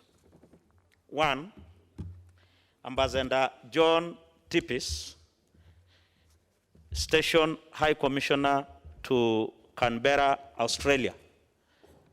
2, Ms. Immaculate Wambua as High Commissioner to Ottawa, Canada. 3, Ambassador Catherine Mwangi as High Commissioner to Pretoria, South Africa. 4, Ambassador Martin Kimani as permanent representatives to the United Nations, New York. 5, Ambassador Jean Kimani as permanent representatives to UN Habitat, Nairobi. 6, Ambassador Tom Amolo as ambassador to Berlin, Germany. 7, Mr. Lindsay Kiptines as ambassador to Bangkok, Thailand. 8, Ambassador Daniel Wambura as ambassador to Bujumbura, Burundi. 9, Ms. Stella Munyi as ambassador to Harare, Zimbabwe. 10, Major General retired Samuel Nandwa as ambassador to Juba, South Sudan. 11, Ambassador, the nominee to Khartoum, Sudan is Major General retired Ngewa Mukala. 12, Ambassador Benson Ogutu as ambassador to Moscow, Russia. 13, Mr. Joshua Gatimu as ambassador to Tehran, Iran. And 14, Ambassador Tabu Irina as ambassador to Tokyo, Japan. Mr. Speaker, let me add 2 names because the letter which was sent by His Excellency the President to the House on 15th October 2020 they were 16. The other two is Ambassador Jean Kimani, not Kimani, Jean Kamau, as ambassador to Addis Ababa, that is Ethiopia. And there was also Ambassador Lamaron Kanto as ambassador to Brazil. So there were 16. And first of all, Mr. Speaker, the House will agree with me that 90% of the nominees, as I read the names, they already have the title ambassadors, meaning they are actually serving ambassadors, either at the headquarters of the Ministry of Foreign Affairs or being moved from a certain station to another one. That makes the work easier, that this is actually career diplomats. And Mr. Speaker, the last two that I have added at the last, that is Ambassador Jean Kamau and Ambassador Lamaron Kanto, we perused our records of the House and we realized that the two of them were vetted on 10th September 2014 and 19th June 2019 respectively. And so they are being moved from the previous stations where the House approved for and now being taken to other stations, and therefore they did not require further vetting. So therefore, we vetted 14. It's also good, Mr. Speaker, for the House to note that for the first time, and with the approval of the Speaker, the committee applied Standing Order number 265A and vetted two nominees virtually, and in strict compliance and adherence to the Ministry of Health COVID-19 protocols, as the two nominees had tested positive to COVID-19. And therefore, in accordance with Standing Order number 265A, we vetted them virtually. And actually, they are on their way to recovery. One of them, a day before vetting, had already done the first test after the 14 days of isolation, and he tested negative. But the rule is you have to test negative 3 consecutive tests. So they are okay. They perform very well in the virtual vetting.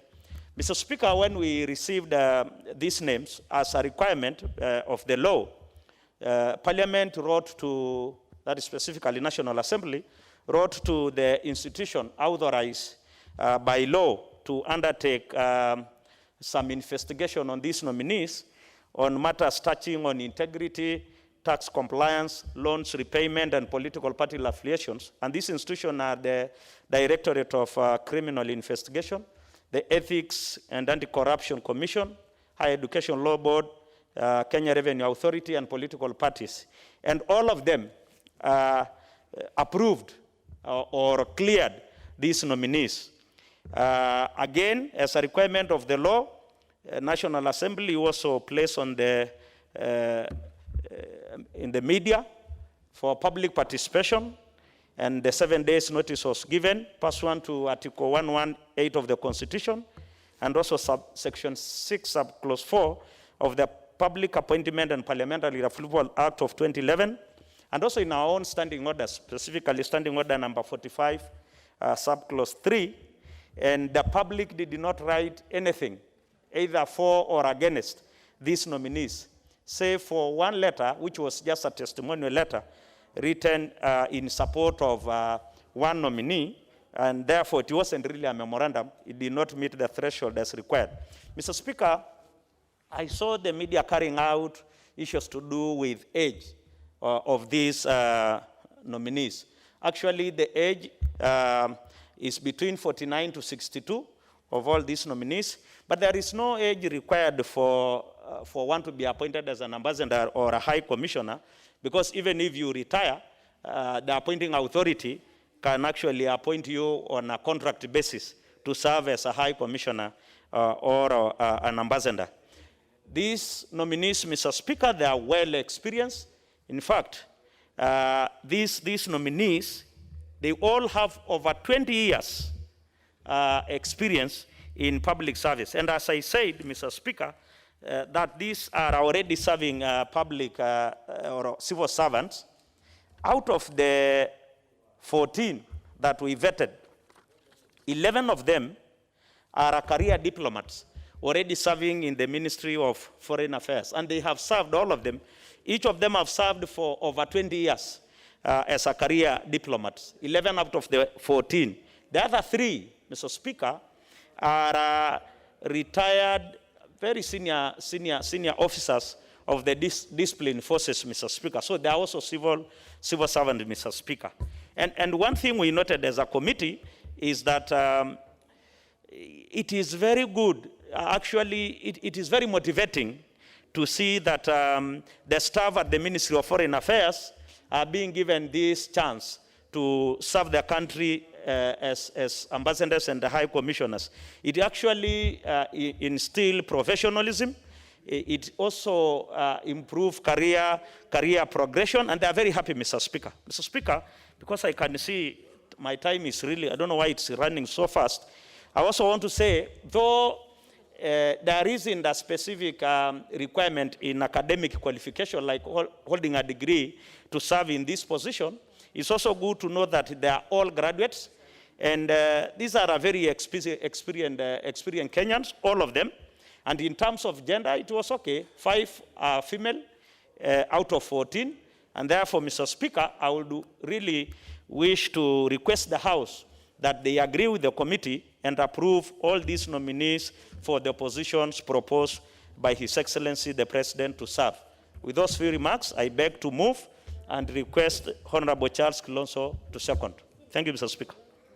Honorable Kilonzo. Thank you, Mr. Speaker. Mr. Speaker, I do wish to second.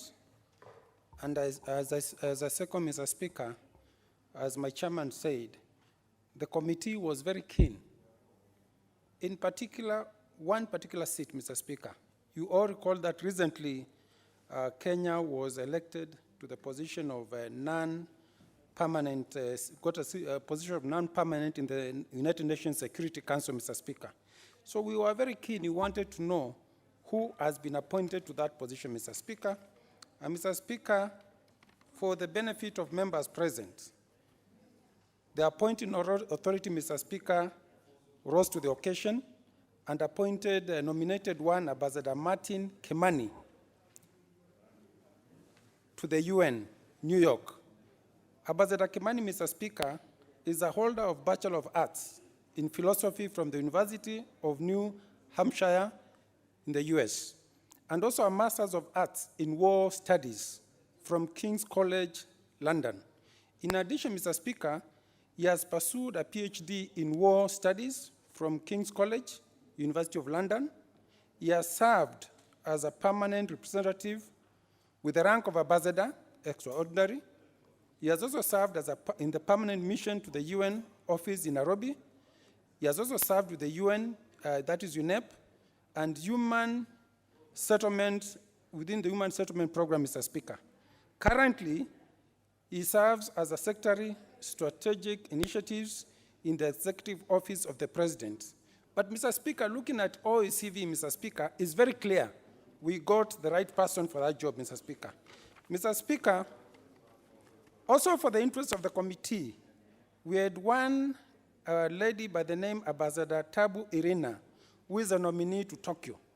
Mr. Speaker, Ambassador Tabu Irina had, for about a period of 6 years, if you do recall, Mr. Speaker, under the new constitution, which was enacted in the year 2010, you cannot hold office as a state officer if you hold dual citizenship, Mr. Speaker. Mr. Speaker, again, under the Leadership and Integrity Act 2012, you do recall, members, again, that it says very clearly that all public officers shall be considered as state officers. This lady, Mr. Speaker, was born in Montreal in Canada in 1968 and has been holding dual citizenship until she renounced it in the year 2018. Mr. Speaker, I've decided to bring this up because you know we have had another case here. And we did want to know why, Mr. Speaker, why she renounced citizenship. And again, Mr. Speaker, why she had served for 6 years, knowing that what the law says. But Mr. Speaker, it was very clear. This lady had no interest of being a citizen of Canada, Mr. Speaker.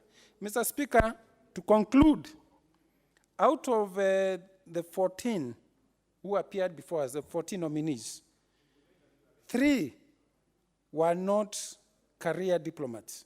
But Mr. Speaker, looking at the experience, and in particular, if you look at Major General,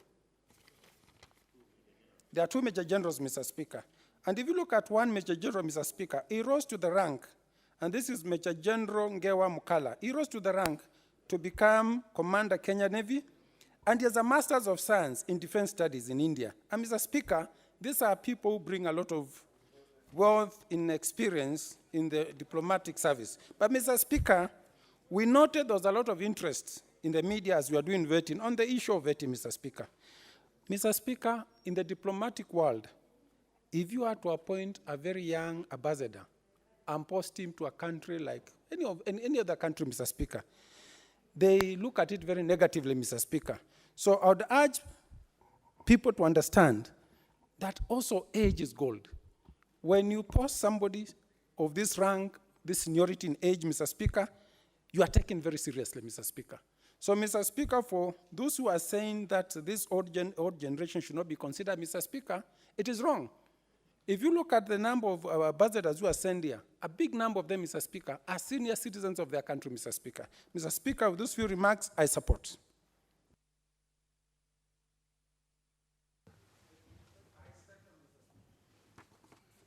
On record.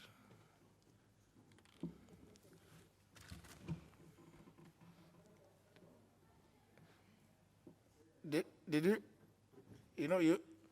did I use it? I had you say something out of record.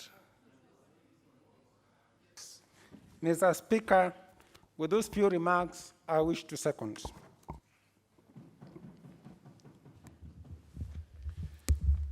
Well, I propose the question, which is that taking into consideration the findings of the Departmental Committee on Defense and Foreign Relations in its report on the vetting of nominees for appointment as ambassadors, high commissioners, and permanent representatives, laid on the table of the House on Tuesday, November 3rd, 2020, and pursuant to the provisions of Article 132, Clause 2, Paragraph E of the Constitution, and Section 8 of the Public Appointments Parliamentary Approval Act 2011, this House approves the appointment of the following persons as High Commissioners, Ambassadors, and Permanent Representatives. 1, Ambassador John Tippis, Station High Commissioner to Canberra, Australia. 2, Ms. Immaculate Wambua, High Commissioner to Ottawa, Canada. 3, Ambassador Catherine Mwangi, High Commissioner to Pretoria, South Africa. 4, Ambassador Martin Kimani, Permanent Representative to United Nations, New York. 5, Ambassador Jean Kimani, Permanent Representative to UN Habitat, Nairobi. 6, Ambassador Tom Amolo, Ambassador to Berlin, Germany. Mr. Lindsay Kiptines, Ambassador to Bangkok, Thailand. Ambassador Daniel Wambura, Ambassador to Bujumbura, Burundi. Ms. Stella Munyi, Ambassador to Harare, Zimbabwe. Major General Retired Samuel Nandwa, Ambassador to Juba, South Sudan. Major General Retired Ngewa Mukala, Ambassador to Khartoum, Sudan. Ambassador Benson Ogutu, Ambassador to Moscow, Russia. Mr. Joshua Gatimo, Ambassador to Tehran, Iran. And Ambassador Tabu Irina, Ambassador to Tokyo, Japan.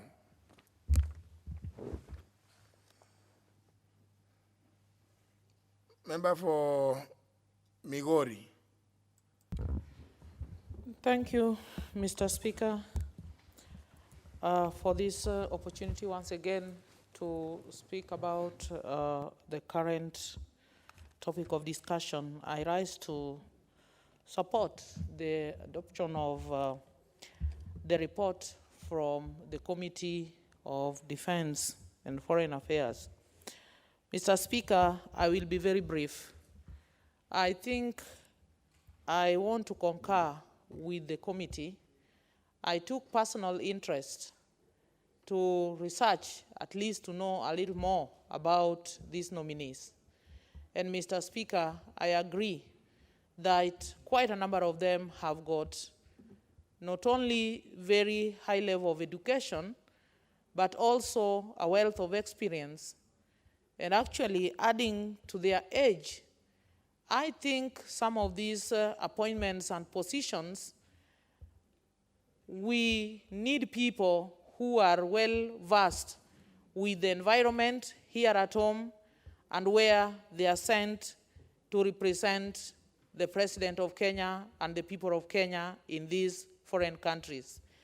And so, Mr. Speaker, in the spirit of inclusivity, I want to encourage Kenyans of all categories to know that the young, the middle-aged, and the old, all of us form the mixture that can actually steer this country forward. And so, posting of these ambassadors and high commissioners, we would like to let Kenyans know that when they are actually acting and speaking in the interest of Kenyans.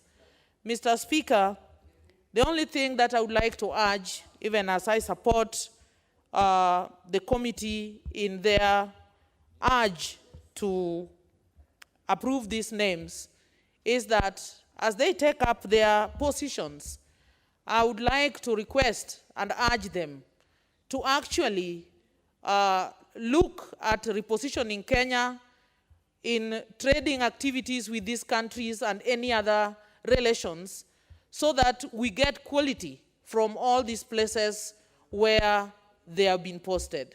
Mr. Speaker, Kenya is a peace-loving country, and I think what we are looking forward to getting from these men and women of status in our country is that promotion of that peace, promotion of development, promotion of Kenyan citizens to also be getting equal opportunities in the agenda that relates our country to others, so that we are not looked at as a lesser country, but whatever relationship that they will be promoting, whatever agenda that we are propagating, Kenyans get their rightful positions in terms of participation, in terms of development, in terms of the decisions that are fostering relationships between our country and the countries where they are posted. Mr. Speaker, with that, I want to support. Member for Taita Taveta.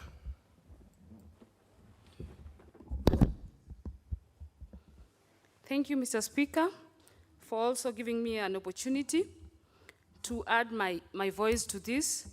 And from the onset, Mr. Speaker, I want to start by congratulating the committee for a good report, a work well done. And Mr. Speaker, I want to say, having listened to the report, I have learned that most of these nominees are already practicing. They are ambassadors practicing, and therefore, Mr. Speaker, I want to support, and by saying that it seems they are already knowledgeable in what they're supposed to do. They are already informed, and we should give them a chance to continue developing their career, because they are career diplomats. And in a special way, Mr. Speaker, I want to congratulate one Tabu Irina. I know her very well, and I know she's going to represent our country very well in Tokyo. And I want to say I support the report, and thank you very much for giving me this opportunity. Kaviani. Yeah, thank you, Mr. Speaker, for this opportunity. Mr. Speaker, I also rise to support the report to approve the appointment of those individuals into the various capacities in ambassadorial or high commissioner jobs around the world.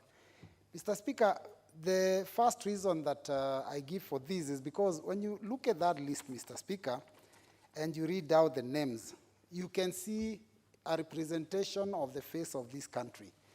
We are talking about Tipis, Wambua, Mwangi, Amolo, Kiptines, Munyi, Nadwa, Mukala, Ogutu, Irina. Mr. Speaker, this is the kind of appointments that we are proud to be associated with, because it shows that the government has actually identified these people by their abilities and also considered the regions they come from. Secondly, Mr. Speaker, a lot of these individuals are also retired military personnel. And I must say that coming from a military family, I do know the kind of training that our Kenyan military is actually taken through. And when they retire, these are individuals that have tremendous ability and experience that can actually be used to better this nation. So when we see some of these names that are floated and are used in ensuring that they market this country, I think that's a very important thing. Mr. Speaker, one of the purposes or the responsibilities that these individuals will have is to market this country, wherever they will be.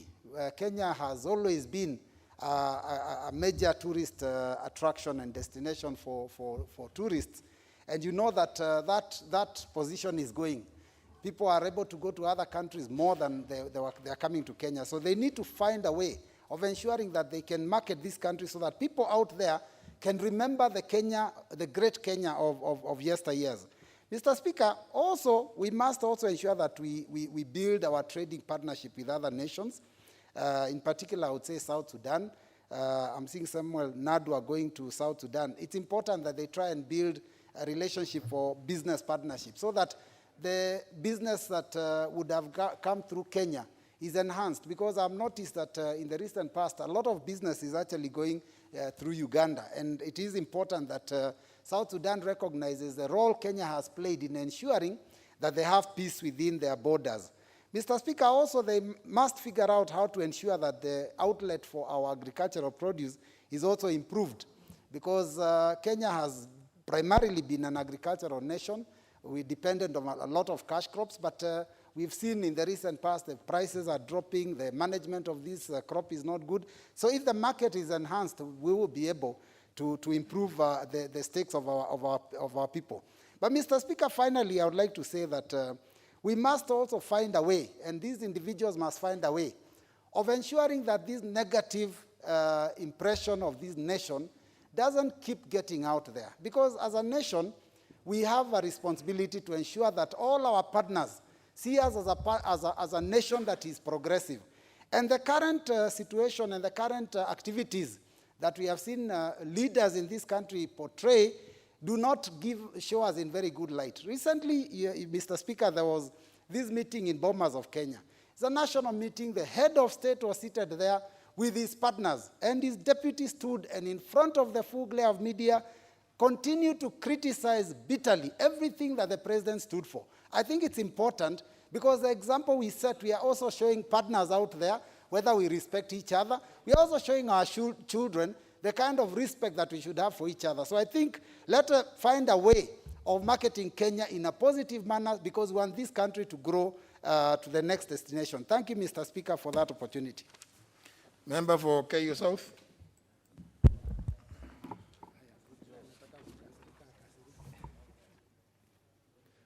Thank you, Mr. Speaker, for giving me this opportunity to also support the report of the committee. I only have one or two reservations, Honorable Speaker. The particular issue of age vis-a-vis experience. We are given big words about experience. A 49-year-old, a 52-year-old is experienced. We do not have to unpick the people who are retired, who are 62, 65. Honestly speaking, when will we actually give opportunity for the young to serve in these positions? The question is this: what is experience? How many years is experience? We are talking about some individuals who have been mentioned here are 65 years old. We have individuals who are 54 years old, Honorable Speaker, who are experienced of 35 years old, 35 years experience. Do we call that experience? Do we need to get somebody who is 65? Do we need our people to be serving who are past the retirement age? We need to bring laws in this house to stop this business of actually giving jobs to people who are retired. It should stop, Honorable Speaker, with due respect. Number two, Honorable Speaker, we have been given the words here of those who have served as generals in the army and of course in the military and so forth. I really do not see what is so important about serving in the military vis-a-vis serving in the foreign land. We don't have, there are no guns to be handled in those areas, Honorable Speaker. We are talking about marketing the country, negotiating trade in other countries for our country. We are not talking about issues of military. This is actually giving them, you are bribing the military who have been serving because they have been serving as a military, not because they are going to serve us in foreign land. Lastly, Honorable Speaker, I want to re-emphasize that as we give these people the mandate to come and to go and serve this country, let them serve this country knowing that they are our picture. They are Kenya. Wherever they are Kenya. Whatever they talk, they are talking as Kenya. Because wherever they are actually the president of that country. I mean, they are president of Kenya in that country. One thing that we should never miss, Honorable Speaker, is even as we approve these names, let's not repeat this business of actually allowing retired people to continue serving while we have a multitude of people who have no jobs, who have experience. We have our youths who can move in tandem, in the line, that so that as we serve, others come in to also work in our positions. Thank you, Honorable Speaker. Well spoken, especially on a time when the greatest democracy on earth is having two contestants, all of who are beyond 70. Member for Kabondo Kaspul.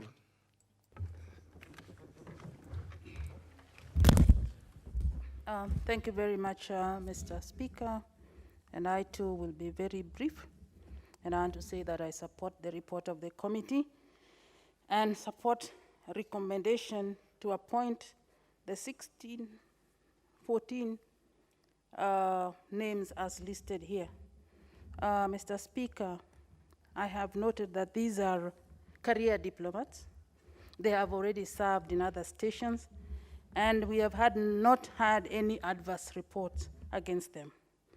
I therefore say that they have the requisite qualifications, they have the experience, and I believe that they will serve the country well. Mr. Speaker, there is the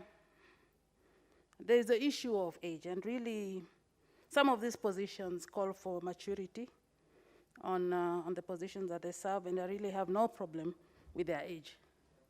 There are several other jobs in this country that people can apply for, but I believe in the wisdom of the president in appointing these ladies and gentlemen on these positions.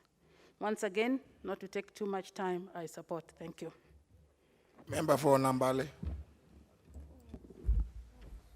I just thought, Honourable Speaker, sir, that I support the set of appointments that have been made. We are at a time, Mr. Speaker, sir, in which Kenya's image needs to go back to the golden days. And these career diplomats being appointed know their job. I presume they understand current Kenya very well, and will be able to help us as we move into the next phase of leadership. I support.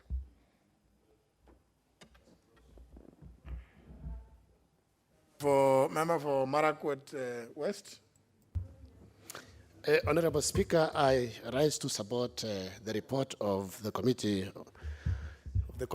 on the approval of the 14 nominees as ambassadors and high commissioners to foreign missions. Honorable Speaker, from the committee's reports, we are happy to see that most of the nominees are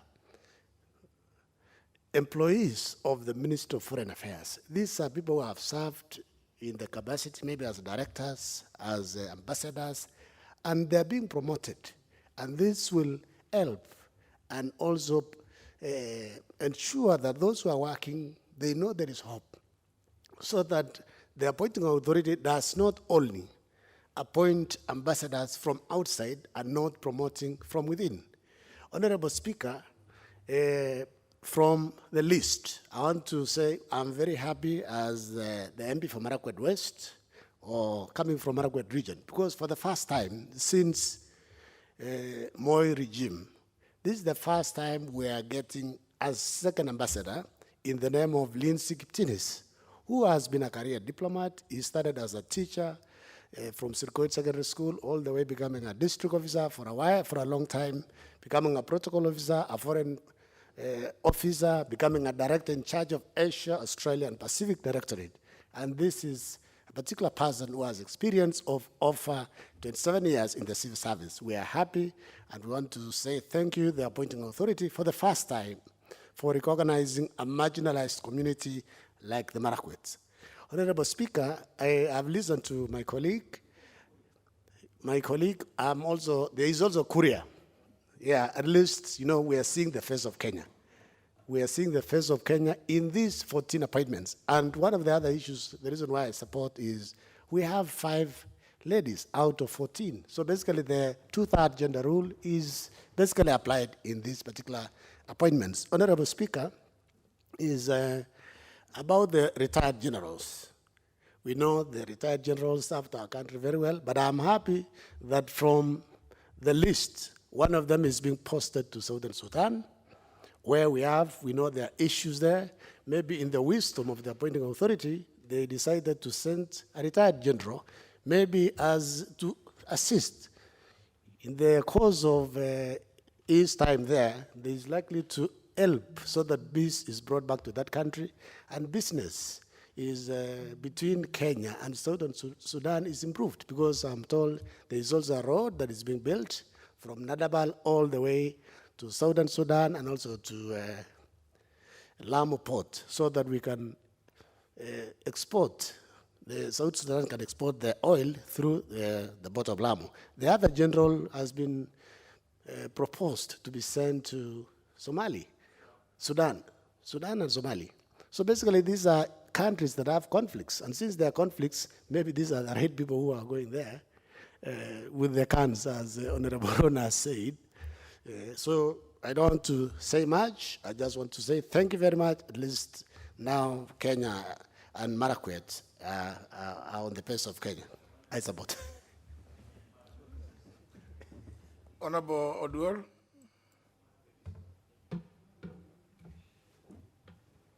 Thank you, Honorable Speaker. Honorable Speaker, I want to support from the onset the nominees that have been presented to the House. Honorable Speaker, mainly because it is clear from the report of the committee that the nominees have the requisite qualifications, they have competence. And Honorable Speaker, I particularly feel pleased because from the perspective of what has bedeviled Kenya time and time again, and what has made a number of Kenyans feel... Sorry, Honorable Professor, let me interrupt you. I just want to address the members who are going, who have spoken. Very well, that you are happy that you recognize so and so has been included, the other one has been included. So you are leaving for them to be passed by who? You wanted to just say, you know, this one is going to be a very good ambassador in that place. You have spoken and you go. So who is going to approve them? I mean, surely. You know, it's not enough to say that you have seen now a person from your community has been appointed, and you after speaking, you walk away. So you leave them to be approved by who? Unless you say we just throw the names out. So you will have spoken, but it will have amounted, it will count for zero. Surely, I think, honorable members, let us also be serious. When we want to contribute, merely because we know some villager has been given some job, and then after that you take off. So you are saying you are telling the others who do not have villagers in the list, hiyo kazi ni yenu, tuwapitishia ni hao ni wetu. Tumesema, tumewaambia tunawajua. I mean, surely. Let's be serious and because we expect that contribution is not just about the people you know. It should be something that adds value. And remember, this is an approval. So when you go, when you contribute and all go, you can bet there will be no question put, therefore they will not be approved. So of what benefit will have been your contribution? Sorry, Professor, I want you an extra 2 minutes. Proceed. Thank you, Mr. Speaker, and thank you. I appreciate the sentiment, Honorable Speaker, because what you provide as guidance is one of the reasons, Honorable Speaker, that as I support the nominees, I wanted particularly that we as Kenyans begin to develop a culture where we look at representation in a broader sense. I support the nominees, Honorable Speaker, as I indicated, because of the competence, the qualification, but most importantly for the sense of inclusivity that as we look at it, addresses the strong feeling that Kenyans tend to identify with when they seek to look for regional balance, Honorable Speaker, which we have. Honorable Speaker, I know that we have had a sense that some of the Kenyans who are young, in a way, feel that when they see older persons, they are a bit uncomfortable. Honorable Speaker, I was hoping that it would be important to develop a culture where young people do not see that they can only be represented when the person in a position is young or their age. Similarly, that older people do not feel that they would only feel represented when we have one of their own. But, Honorable Speaker, that we see that representation is really about integrity, about commitment, about clarity of what is required when you hold a position, and carefully guarding the interests of the particular constituency or group that you are thereby expected to take care of. And Honorable Speaker, in this case, as has been expressed by a number of members on the floor, as we look at the interests of Kenya as a country, when we look at high commissioners and ambassadors, we, Honorable Speaker, see that these are career ambassadors. We see that they are those who have a clear understanding of what it is that would be required, and therefore, Honorable Speaker, it is clear that regardless of what age they hold, they will indeed be suitably capable to represent. And with this, Honorable Speaker, I want to support and thank the committee for the report. Thank you, Honorable Speaker. Honorable Danita Gatti. Mr. Speaker, thank you very much for the opportunity once again to support the appointment and the list and the report as provided to us, Mr. Speaker, by the committee that is Defense and Foreign Affairs. Mr. Speaker, I served in this committee in the last parliament, and really this is the job that this committee also does very well, and I'm confident, Mr. Speaker, and happy that they have brought to us, Mr. Speaker, a list that is actually in line with our constitution. Mr. Speaker, is the list representative of this country? Yes. Is the list the face of Kenya, Mr. Speaker? Yes. Is the list gender sensitive, Mr. Speaker? Yes. So, Mr. Speaker, for me, I want to thank the committee for these kind of considerations, Mr. Speaker, for our constitution. Mr. Speaker, having 5 women as ambassadors, Mr. Speaker, out of the 15, Mr. Speaker, really shows that we are now, getting into that kind of mood that we as women and we as Kenyans really want to see. And the spirit of our constitution is really very, very clear. Mr. Speaker, I want to take keen note of the ambassador, that is Jean Kamau, that has gone from Pretoria, South Africa to Addis Ababa. Mr. Speaker, Jean Kamau is known to me, really, and we have interacted in Pretoria on several occasions, Mr. Speaker, especially on these issues of international relations, Mr. Speaker, when I served in that committee. Mr. Speaker, sir, I am, for the second time, seeing an ambassador representative, especially from the area that I come from, Mr. Speaker. That is Ambassador Daniel Wambura.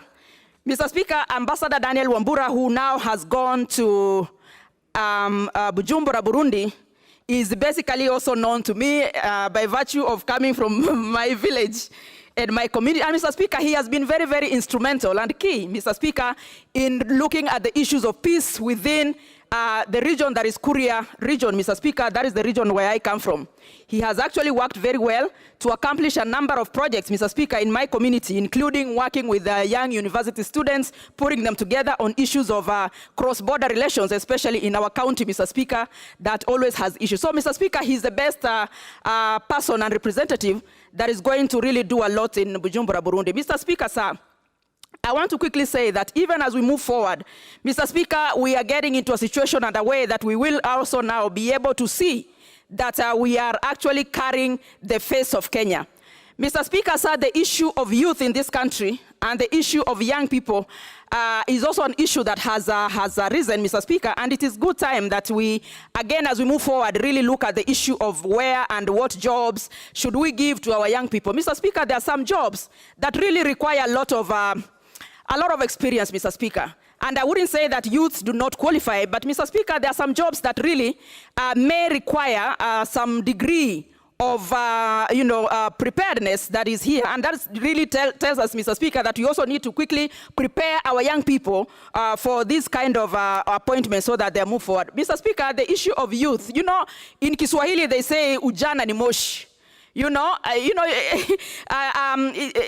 Age, Mr. Speaker, is transient. Today I may be young, tomorrow I am old, Mr. Speaker. But now what we need to do is to balance how then we bring about the issue of youth. So, Mr. Speaker, allow me to thank Ambassador and congratulate especially my own Ambassador, Daniel Wambura, who now moves to Bujumbura, Burundi, Mr. Speaker. And I do hope that all these ambassadors, Mr. Speaker, will really be prepared before they go and after they go, Mr. Speaker, to really put the face of Kenya out there so that, Mr. Speaker, we're able to really keep together our image. And Mr. Speaker, I bring this also because today is my birthday, and today again we are seeing what is happening in the United States, Mr. Speaker. We are seeing a woman becoming a deputy president, Mr. Speaker. This is huge for women of this country, and I'm happy that we have also seen issues of gender increasingly coming into considerations as we move forward as a country. Mr. Speaker, I support the report of the committee. Thank you.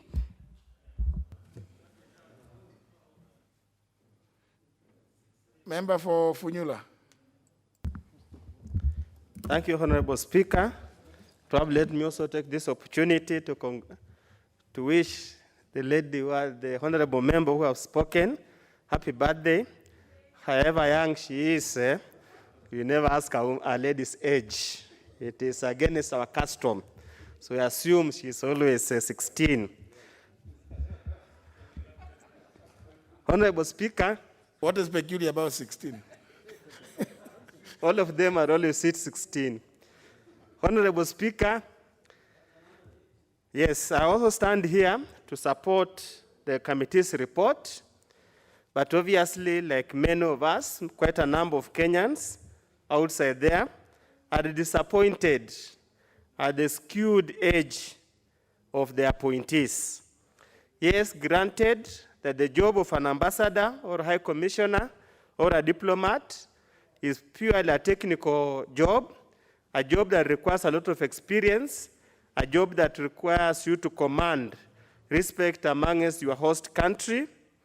But honestly speaking, Honorable Speaker, almost 70% of the nominees are 1960s born, many before independence, and probably that could be the understanding. They can go outside there and tell the history of Kenya from independence all the way to date. I don't know if that's one of the qualifications of a diplomat in foreign land. However, Honorable Speaker, Kenya must come to a life that we seem to have a diplomatic challenge in the world, simply because of the geopolitics, simply because of a muddled politics at home, and simply because of a strategic approach to diplomatic issues. Honorable Speaker, the loss of the YTO job was really an indictment on our diplomacy, how well we do our diplomacy. Yes, we got a seat in the UN, but probably the job at World Prior was more important to Kenya than the one at UN. Of course, the loss of the pipeline that has to go through Tanzania and Uganda is an indication again that our diplomacy is facing challenges. We hope these new diplomatic appointments will have a sober rethink of the diplomatic position of this country so that we redeem and regain our level. Honorable Speaker, as we stand now, our trade balance has been unfavorable to Kenya for the past few years. And I would have imagined the appointing authority should surely have focused on regaining that particular position as a positive trade, and instead of having a negative trade deficit, but a positive trade balance. However, as you can see, we have gone for career military, as if the main challenge that we have currently is a military issue, is a security issue. But as we say, who are we to question the wisdom of the appointing authority?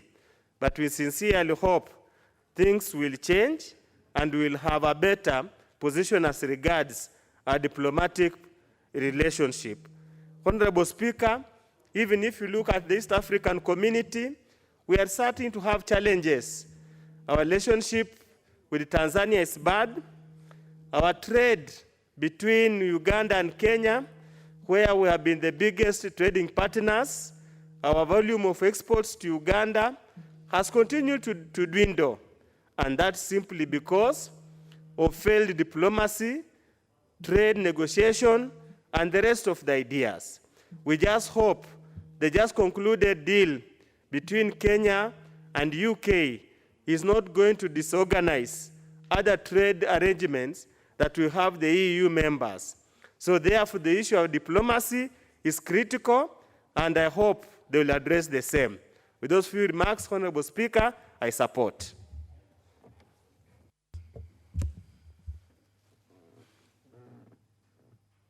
Member for Igembe South. Asante sana, Bwana Spika. Bwana Spika, nasimama kuunga ripoti hii mkono, walakini niende kinyume na wale ambao wanasema ya kwamba vijana hawana ujuzi katika kazi hii ya ubalozi. Sababu Bwana Spika, wakati ambapo taifa hili lilifanya uchaguzi mwaka wa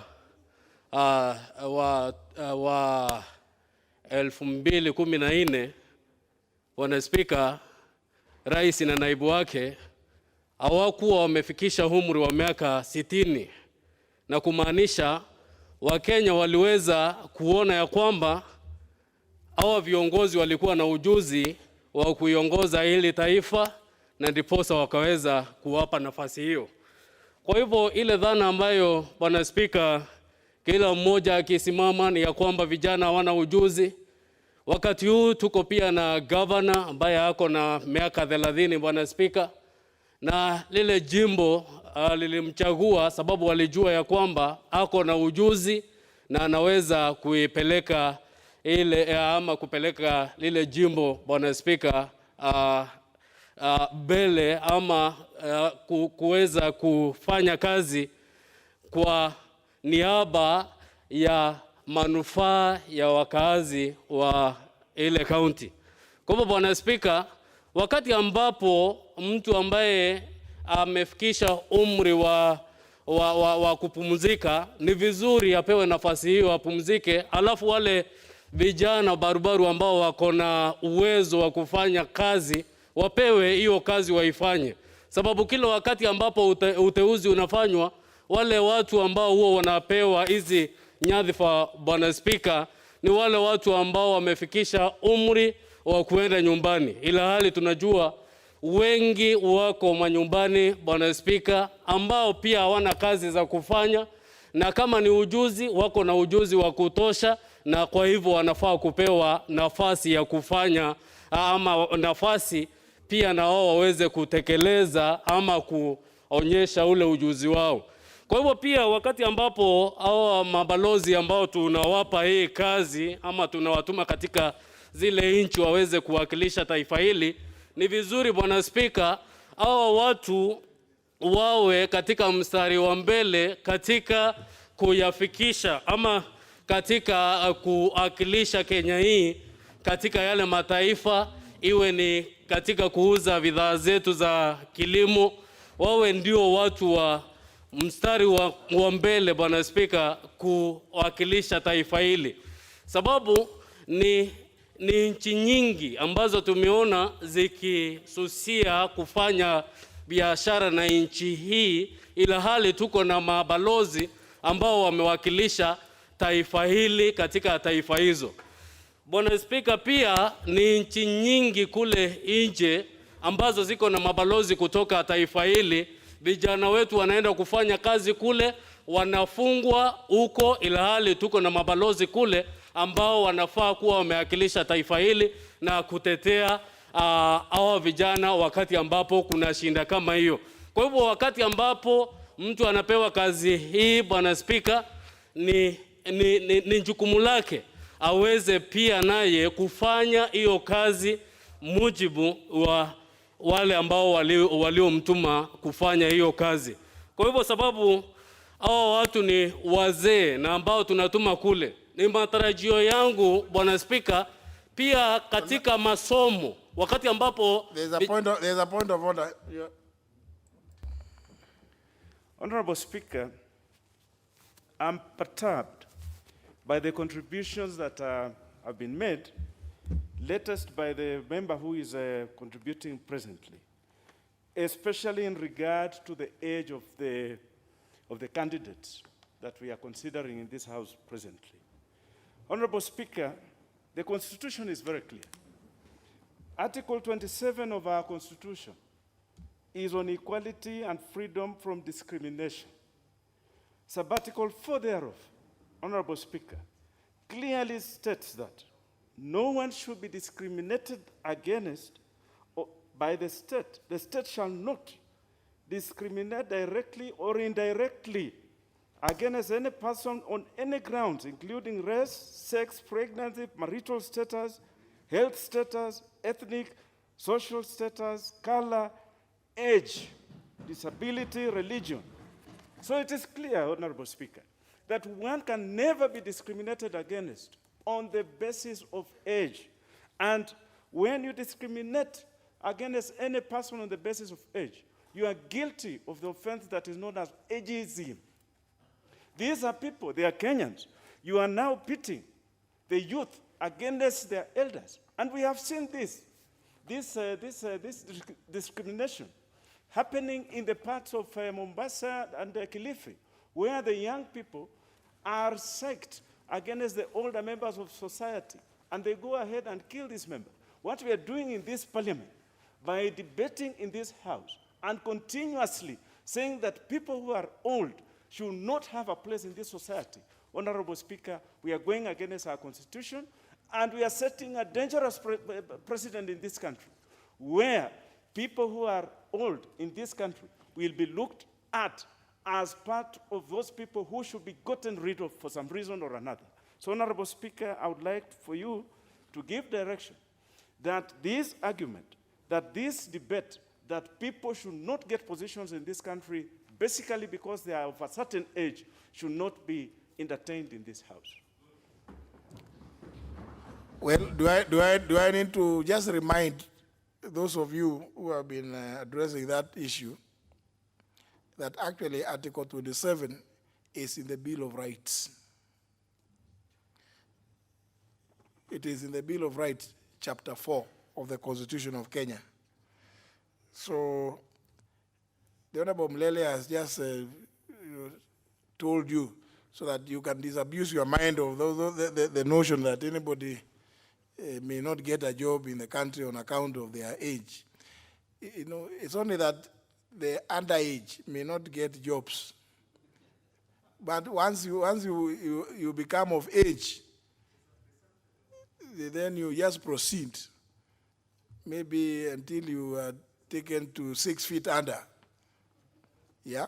So let's avoid that because I think it is not fair to be saying things which are also against what is already in our Constitution. That you shall not discriminate on any ground, and it is specific, that clause 4. So, Honorable Mwirigi, I will give you back your 1 minute. Asante sana Speaker. Hakuna mtu yoyote ambaye anadhalilisha mtu sababu ya umri, Bwana Speaker. Lakini kama mtu amestaafu, ni vema yule ambaye hajapata kazi aweze kupata nafasi hiyo ya kazi, sababu ni wengi ambao wanatafuta hii kazi na hawezi kupata hiyo kazi. Na sana sana ama ile nambari ambayo iko juu ni vijana wengi ambao hawana kazi kwa sasa. Na kwa hayo machache naomba kuunga. Asante. Maybe now that's actually a better way.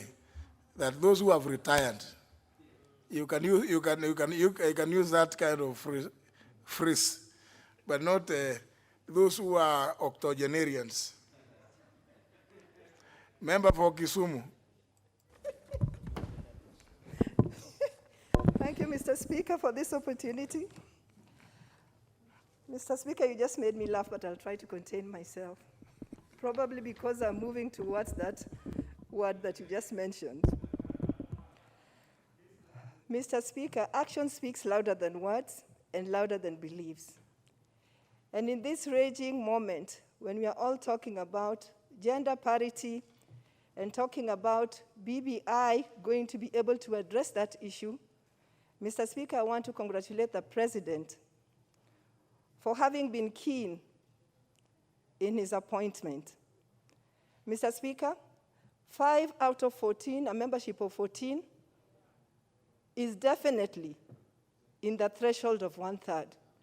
And for me, Mr. Speaker, as a proponent of BBI, I'm beginning to see a world of effective things for the women, and I want to thank the President for that.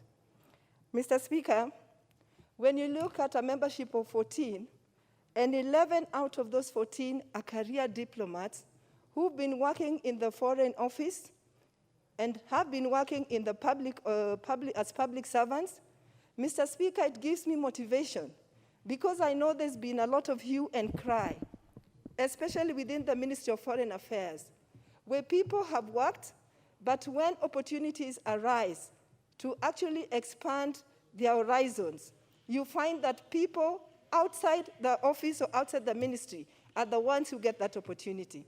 Mr. Speaker, this action of getting 11 out of 14 from within the ministry is highly motivative and highly commendable. And Mr. Speaker, the fact that 3 out of those 14 have actually come from without the ministry and without the public service is great because it shows that indeed it has not been totally closed to just people within the ministry. Other people have also been considered. Mr. Speaker, I want to talk about age. And when I look at what's happening in America today, where two men who are 70 years of age have really ignited the interest of young people, because the difference in who is going to be elected as a president in America today is going to be determined by the youth who actually enrolled en masse to vote. Mr. Speaker, those young people are not looking at themselves as just a number in terms of age. Those young people are looking at these two men who are over 70 and looking at qualities that they could have to unite their country. Mr. Speaker, what we are discussing today is about the image of a country. It is just not enough to give somebody an opportunity to work because of their age. This is a category or an opportunity that needs experience, that needs a keen eye in terms of pointing out and picking out opportunities that can enhance bilateral relationships between our countries. Mr. Speaker, this also calls for people who are real patriots, so that we just do not pick somebody because of age and then they do not go to emphasize or to enhance the image of our country. So, Mr. Speaker, as much as we know that we look for opportunities for our young people, there are some categories that need more than just age, and this is one such category. Mr. Speaker, I want to congratulate the committee. We know that when people go outside to represent the country, they represent more than just themselves. They are looked at, are they corrupt? Are they patriotic? Are they responsible? Mr. Speaker, and the committee went a step ahead to ascertain that these gentlemen and ladies whose names have been brought here have actually been cleared with the different authorities, which means that actually they have passed the test of Chapter 7 of our Constitution, Mr. Speaker. Mr. Speaker, as I finish, I just want to encourage the people whose names we are passing today that when they go out there, let them be Kenyans. We do not want to hear Kieleweke, Tanga. Mr. Speaker, let them be out there as Kenyans and let the flag of Kenya shine. With those few remarks, Mr. Speaker, I support and I commend the report of the committee. Thank you. Very well. Before I give the next speaker, let me just point out that remember, even when you are nominated to go and represent the country, the receiving country also has to accept you. And I'm sure those of you who have been here maybe for slightly long would know of people, maybe because they appear a bit naive about things, they have been rejected in some stations. Many of you who may perhaps know, but anyway, we don't want to mention names, because you might then say that these ones rejected on account that they appear like they were going there to become DJs. Member for Samburu North. Thank you, Mr. Speaker, for giving me this opportunity. Mr. Speaker, I want to congratulate the committee for the good work they have done. And I think the committee has its own work cut for this particular exercise, because I think they follow the issues of integrity, and these ambassadors had gone through that. I think leadership qualities, qualification, and all these other requirements that are necessary for appointment as ambassador. So the committee must have done this, and it's in the report. And I think we support them for doing that. Ambassadors are meant to create good relationship between countries, and these officers, I'm sure, because they have been career civil servants and ambassadors, they are going to build a good image of Kenya outside there. And I think they'll also dwell on issues of trade and investment. And because we are talking about youth, if they do well in whatever they have been posted to create that investment and trade, it will create jobs for our youth here at home. And of course, the experience they have. You know, Mr. Speaker, if you work in an office and you have been doing very well, your records are very clear, your records are very good, you have performed well, it's really unfair to bring somebody from outside and put on top of you. It will be a bit, it demotivates. And sometimes these particular appointments goes along that route, that these officers must have been vetted, must have had supervisors, and they must have also their names must have been circulated. So I think this is the right way to go, and we congratulate the committee plus the president for appointing this group of ambassadors. In a special way, I want to thank the president for appointing John Tippis. John Tippis, I've known him for more than 30 years. We worked as district officers when we were young, and I know his capabilities. So this is just an example of one of those who have a wide experience in the service, in the civil service. And I think on the issue of age, I think all of us, according to what Mheshimiwa Omlele said, everybody in this country is entitled to those benefits that our country can give. Youth have their own role, and also old people have also there. And I think experience matters a lot, especially in the issue of ambassadorial position. Experience is required more than anything else. And I'm sure this country is big for us. It is enough. The resources, which if we use them well, it can cater for youth as well as also people who are old. On issues of, for example, Sudan and Israel, these countries require people who have worked in the military or intelligence, because some of these places are connected to war all the time. And I remember last time, the ambassador who was there, who came from Samburu, Leshore worked in the army as well as in the intelligence service. He was recalled because his term had expired, 4 years has passed. So, and I think the next one who has also gone there is from the military background, because of the war situation in those countries we are in our neighbors. But Mr. Speaker, I also want to, now that this list is balanced, but I also want to say that some of us who come from Samburu are used to have ambassadorial position. This time we are left out because we have an ambassador in Canada, but his term also expired because he's of age. But I want to appeal to the president next time to consider us also, so that we can fit also in the map of Kenya, because we really also require a position there. But we are not objecting what he has done, we are supporting, but let him consider us in the next round of appointments. Thank you, Mr. Speaker, and I support. Member for Changamwe.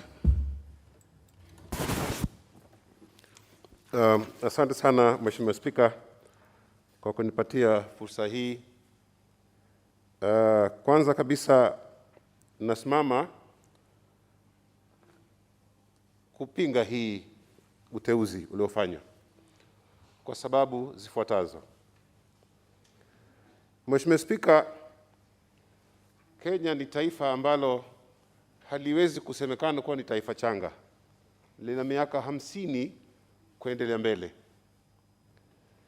Ni mtazamo wa sisi sote ambao tuko katika nchi hii ya kuwa sasa sisi tujijue kuwa ni Wakenya, na usawa ambao twauzungumza hata katika mikutano yetu ya BBI na mingine uko kweli kidhahiri. Lakini ukiangalia hayo majina, Mheshimiwa Spika, ikiwa kuna makabila 42 ama 3 katika nchi yetu ya Kenya, na uone majina kutoka sehemu zingine yako mengi na wengine hakuna kabisa, je, twaunga mkono kitu gani hapa Mheshimiwa Spika? Nimeangalia sioni hata Muislamu mmoja katika hii idadi ya hawa, na Waislamu ndani ya taifa letu Mheshimiwa Spika ni idadi kubwa ya karibia 40% kwenda mbele. Ikiwa taifa letu leo tuzungumzia watu washirikiane pamoja, waje pamoja, leo yaweza kuchaguliwa mabalozi 14, hata Muislamu mmoja hakuna, alafu tuseme tuunga mkono hapa. Mimi nashangaa na wabunge wenzangu Mheshimiwa Spika, tuunga mkono kitu gani hapa? Mheshimiwa Spika, kuna Wahindi ndani ya taifa letu, kuna Waarabu, Kuna kabila tofauti tofauti, mbona hatuoni hizi picha zao? They're all Kenyans. It is high time, Mheshimiwa Speaker, tutakapoona watu wakichaguliwa katika jopo lolote lile, tuone Mhindi yuko hapo, tuone Mwarabu yuko hapo, tuone makabila tofauti tofauti yako hapo, kila mmoja aweze kujisikia na kujivunia kuwa hii ni nchi yake. Lakini hivi sasa tunavyozungumza, Mheshimiwa Speaker, tunaona ya kwamba kama sisi ni wageni ndani ya hii nchi na hatuna haki ndani ya nchi, hakuna usawa ndani ya nchi. Mheshimiwa Speaker, nitakukumbusha siku za hayati Moi. Kulipokuwa kukifanya uchaguzi, Mheshimiwa Speaker, unaona waziri wa Foreign Affairs ametoka Pwani, Mombasa. Unaona waziri wa ardhi ametoka Mombasa. Siku hizi hakuna hayo, Mheshimiwa Speaker. Unapewa ministry ya tourism moja peke yake kwa mtu ambaye hata hana connection yoyote na watu. Ni yeye peke yake na cabinet, yeye na cabinet peke yake. Then twasema twaunga mkono, hatuunge mkono. Na naomba wajumbe wenzangu, kama mwaweza kupewa tena nafasi na speaker, museme mwaipinga hii report. Mheshimiwa Speaker, Mombasa leo ni kitovu cha taifa hili letu. Hakuna jambo linaweza kufanyika bila Mombasa kuhusishwa na bila Mombasa kuunga mkono. Lakini leo imekuwa Mombasa atatumiwa sisi, Mheshimiwa Speaker. Hakuna jambo lolote tunalofaidi hata katika appointments katika mashirika yale ambayo yako ndani ya Mombasa pia vile vile. Mwisho tunapata paka PS ambaye amelelewa Mombasa anakuja kututusa, anasema watu wa huku Pwani hawapati kazi kwa sababu hawajui Kiingereza. Nani alikwambia Kiingereza ndio wewe una ujuzi kwa kazi ambayo waweza kuifanya kwa bila kutumia Kiingereza? Leo tuna Wachina, Mheshimiwa Speaker, wanajenga barabara zetu, hawajui Kiingereza, but they are actually doing the work. Mheshimiwa Speaker, anachaguliwa Maritime Authority Director. Tuna kijana wa kutoka Mombasa ambaye ni wakili na ana just a minute, be relevant to this, eh? Sawa sawa. Yeah. Otherwise you will see the door. Asante sana. Yes. Otherwise, kitu ambacho nasema, Mheshimiwa Speaker, ni kwamba hakika waliochaguliwa wamechaguliwa na tajriba, lakini kuna wengine ambao wangechaguliwa ingekuwa ni better kuliko hawa ambao wako hapa. Kwa hivyo mimi nasema naipinga hii report, na ningeomba wabunge wale hawajazungumza waipinge pia, kwa sababu Member for Saku, it is your right to oppose, don't worry. Thank you very much, Honorable Speaker. Honorable Speaker, I rise to support this report. And I want to say that I am a member of that committee and also a ranking member for that matter. What my honorable colleague has just raised before me is true. Understand our country very well. We cannot say that we are a perfect country. Even in the US, which honorable colleague was just talking about the election, they are also struggling like we have struggled a few years back. Honorable Speaker, to what you call economic diplomacy, where individuals representing this country must be the best. While we have them out there, they must be thinking, what are the important things that I must do to make sure that Kenya's national interests have been achieved? Mr. Speaker, among those are things like foreign direct investment, investment in Kenya by major multinationals, by developed countries and rich countries. These are some of the things we are looking at. Among those who have been appointed were generals who served this country with distinction and honor. They provided their best time, their youth, in defense of this country. They were not tired that they were removed from those jobs. But because the military has a compulsory retirement age, because of rank, that is why they were retired. And the president found it fit to actually give them a second chance, and also in the most difficult of places, so that Kenya's national and strategic interests have been looked at and by the right people. So,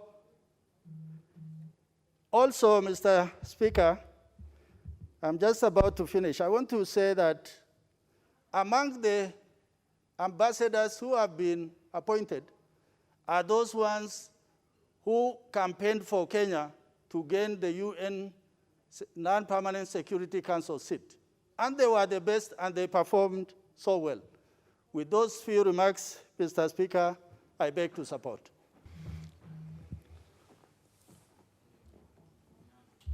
Leader Majority.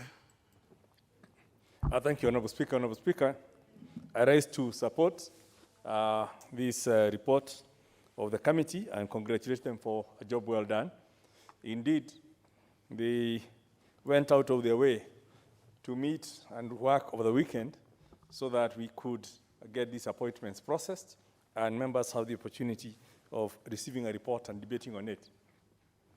And from the report, when you read it, they've analyzed each candidate from birth to current, what they've gone through, the academic qualification, how they fit into the job, and it's one of the rare reports where you actually see a proper fit between the job requirements and the candidacy, and the committee has done a good job on that. And I wish the member for Changamwe perhaps had read it, because he would have seen a different perspective.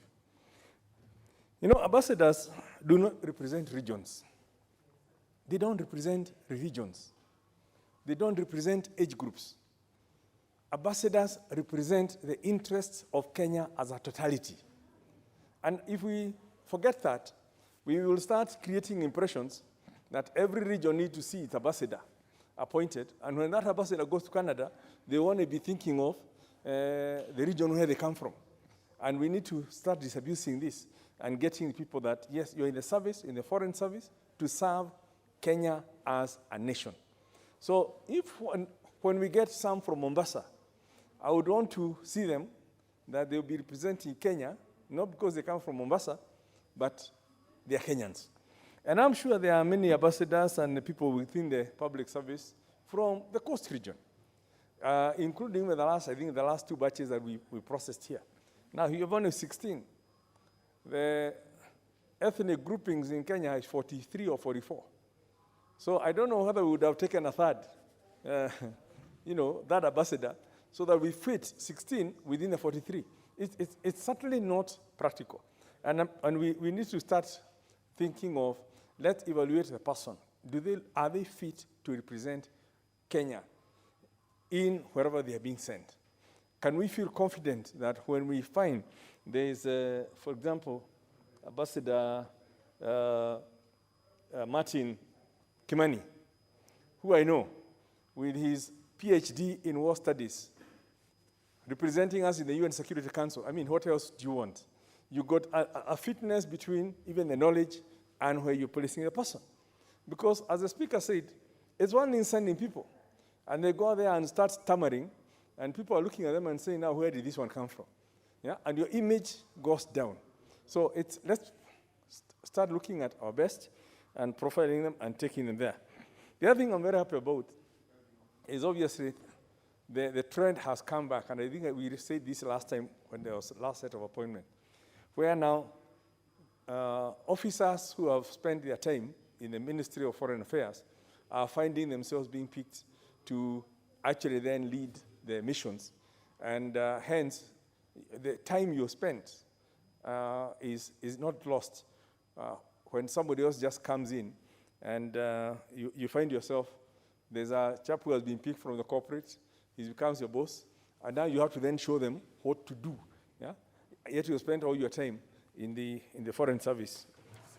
The other thing I just wanted to mention, there's a silver lining about all these crowds of age. You know, ambassadors are entitled to education of their children. Now, when you look at the age group we are taking, not many people are likely to be having their children in primary schools and secondary schools. So it's a great saving for Kenya. They have already educated their children, so they are not going there to start thinking of that, you know, we're going to incur heavy costs of maintaining their children in school.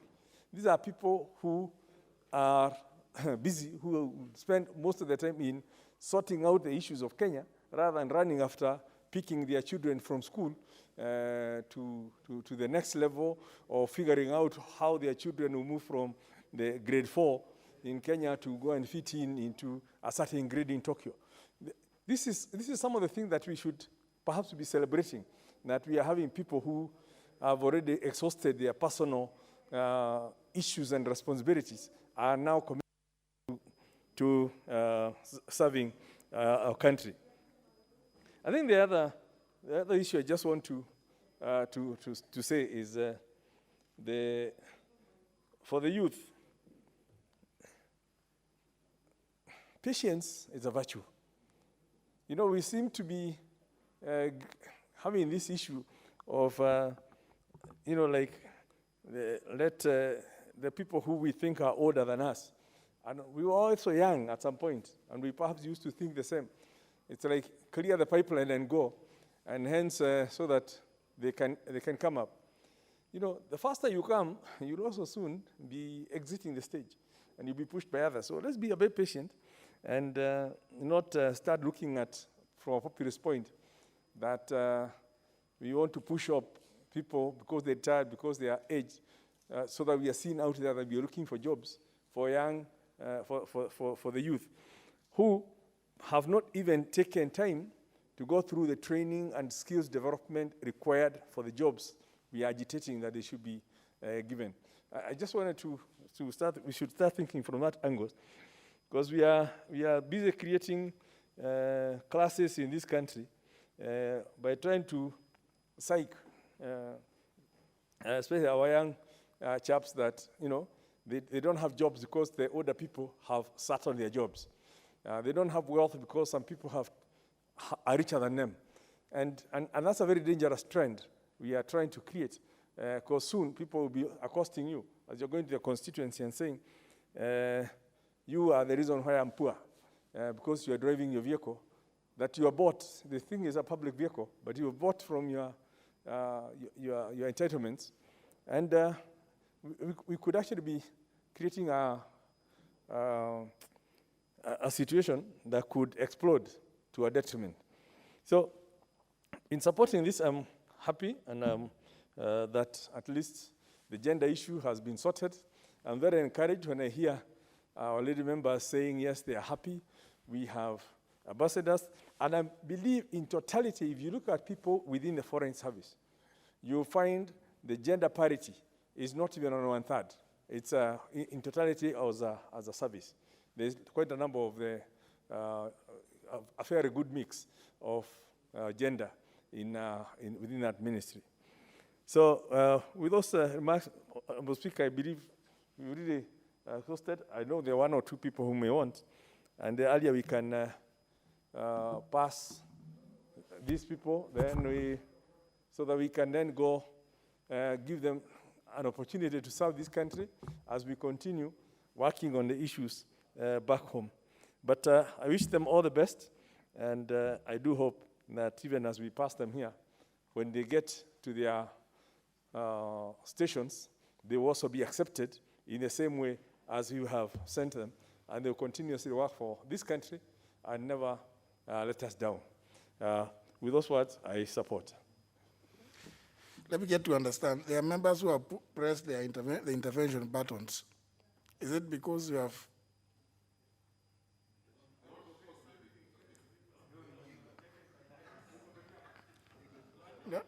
No, No, no, but Honorable Undo, you have already spoken. Therefore, there is no need of you appearing on the intervention button. Honorable Mushomba, you are on the intervention button. What is the reason for the intervention? What's your intervention? Mr. Speaker, I rise in accordance to Standing Order number 95. Having listened to the contribution on the floor, I would request that the mover then takes the floor and reply. Thank you. Mover be called upon to reply. Yes. Well, other members, I have to just test. Notwithstanding that the acting leader of the minority party, the member for Nyando, I don't know why he raised his hand up. But let me put the question on our members that the mover be called upon to reply. Will as many as of that opinion say aye? Aye. Those who are contrary opinion say nay. The ayes have it. Mover.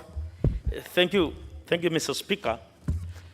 And let me just mention two things. First of all, Mr. Speaker, these nominees, they really understand the foreign service policy of this country because they were part of those who formulated it, especially on the political, economic, cultural aspect, and as well as the Kenyan diaspora issues.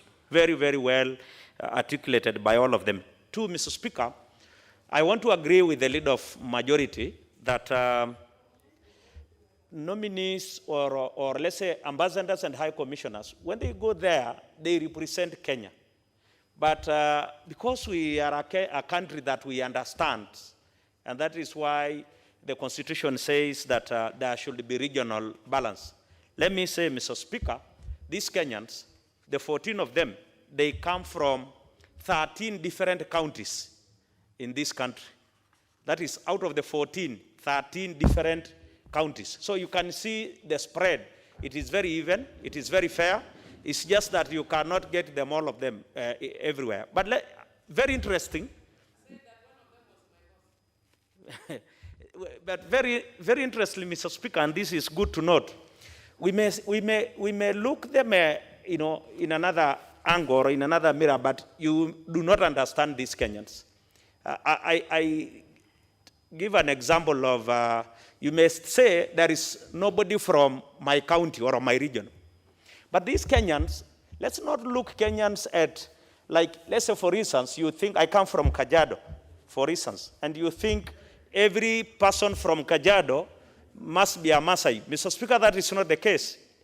If I tell you, Mr. Speaker, even the nominee that the leader of majority gave an example, Ambassador Martin Kimani, he was born in Mombasa.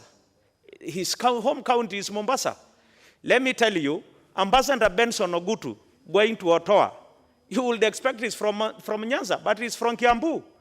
So, Mr. Speaker, it is very, that is a part of their records. So, I tell you, Irina, though somebody says he's from Taita Taveta, but actually born in Canada. So it is good when you read the report, you will understand that you must see, you think if you see a Maasai is from where I come from, he may be from Meru. So it is good that we understand these Kenyans, and I appreciate, finally, the support members have given. Let me thank so much, Mr. Speaker, your office, through the office of the clerk. They were with us, actually. The clerk himself keep checking us, even on a weekend, on a Sunday, when we were writing this report, to ensure that the committee is well facilitated. And I want to thank very much, the office of the leader of majority, because he kept in contact with the committee, even when we were on a Sunday. I remember they were in Naivasha. I was pleading with him not to take all the committee members to Naivasha. Otherwise, we would have lacked the quorum to do this great work. Thank you so much, Honorable Kimunya. Thank you so much, Mr. Speaker. Thank you, members, and I beg to move.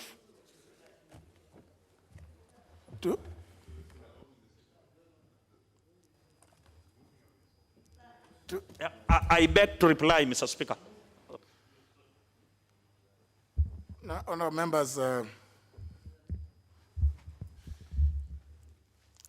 once again, I want to reiterate what I said earlier, that, you see, members are very happy to come and say, when they look at names, they say there's somebody from my village, I therefore support this one with all my heart and body. And then after that, the person, after contributing, saying that, the person walks away. The Honorable Kisang, you are back, but the others who are trying to walk away with you, they actually went away. But you come and say, I'm very happy that I've seen, I don't know who from, I don't know what. So you leave them to be approved by who? You know, and it's only that sometimes members, you know, many of you, when our weekend comes, you go and hear that a law, you go and start saying that a law has been passed. But surely, we know many of you are not even there, that we passed this law, where? And you didn't know. So you might contribute and say that this is very good, I like this list, and then the next thing you hear, the list was not approved. And you are going maybe to go and call them, tell them, you know, I've supported you. Then, but they will call you and tell you, no, you have forgotten, you didn't stay there to approve me. So those who are left there, who know their work, actually did not approve me. They rejected me. How would you feel? And you contributed here very well, walked out, surely. But you see, approval is by voting. Now, if you are not among those who are present to vote, it is of no use that you contributed this and the other. So, because we don't have the requisite quorum, I will not put the question on the approval of these names.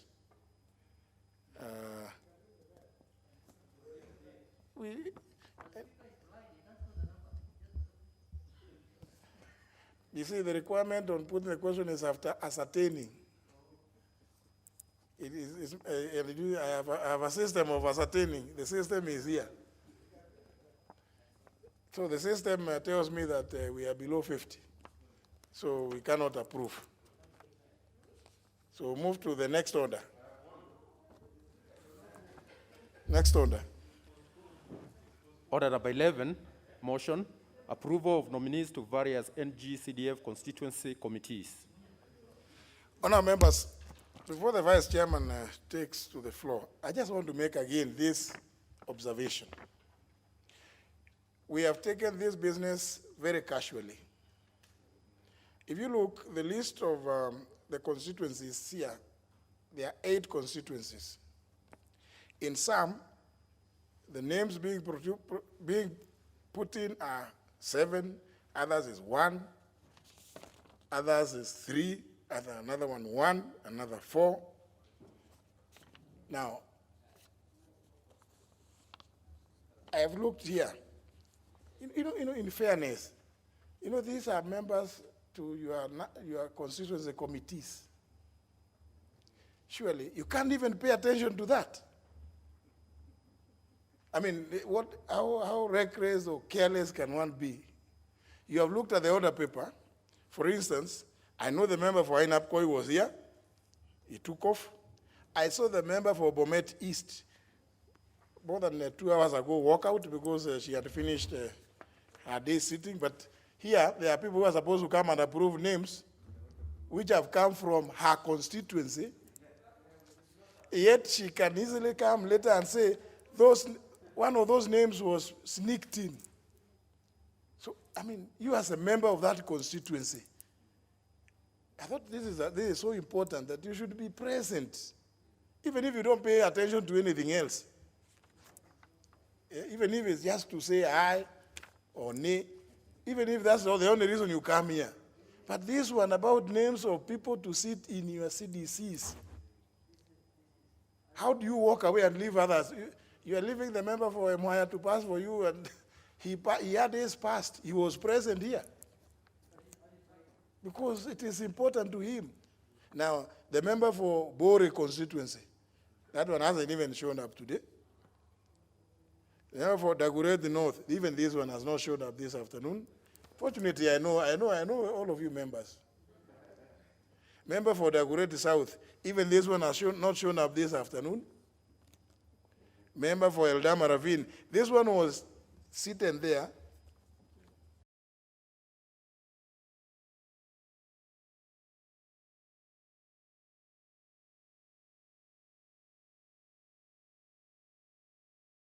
Do you know them?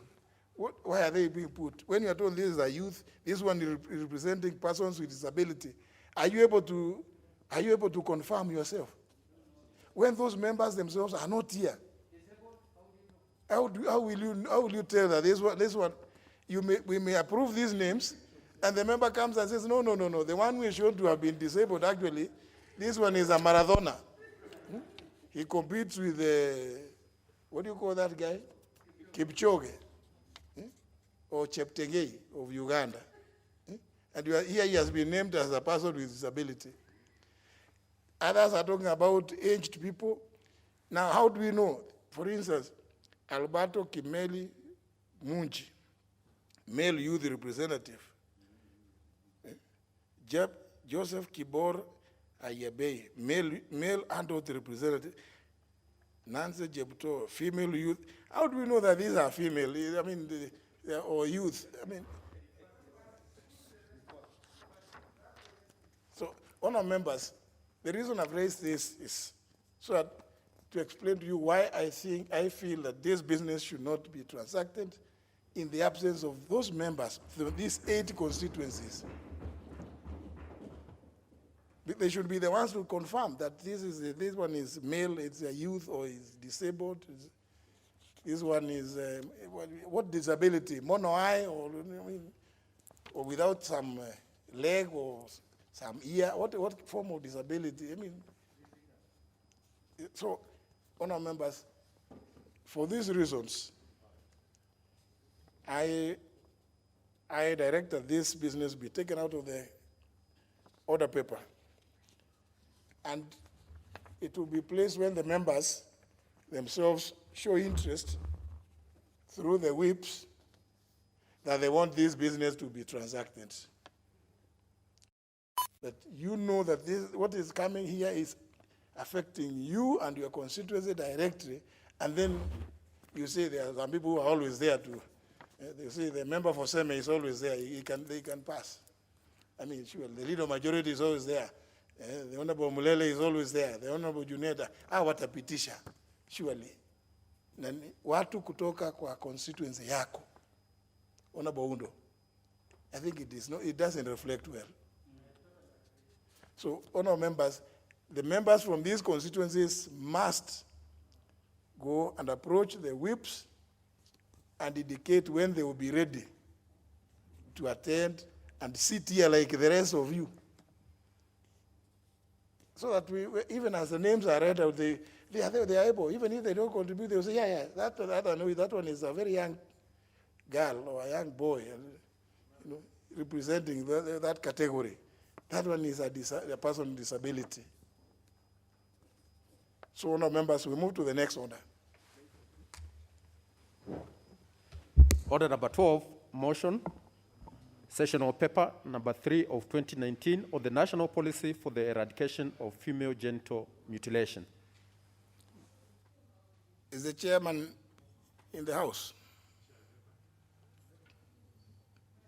Chair Labour? Not in the house, not present.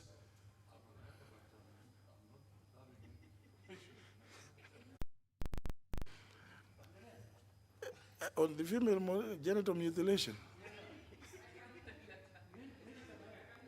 But you have the report.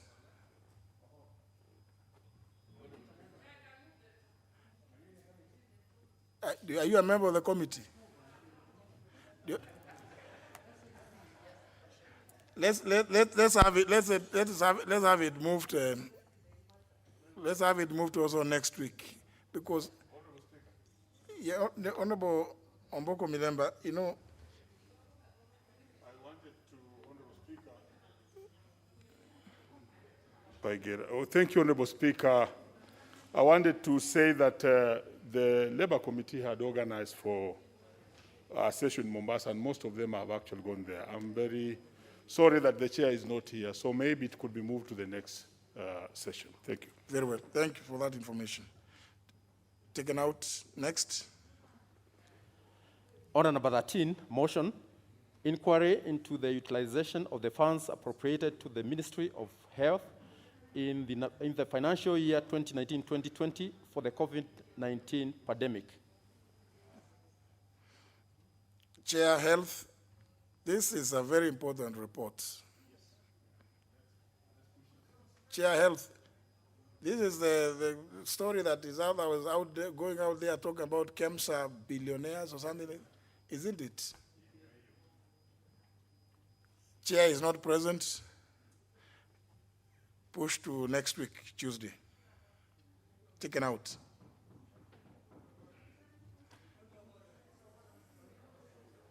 Honorable Rono, what's your point of order?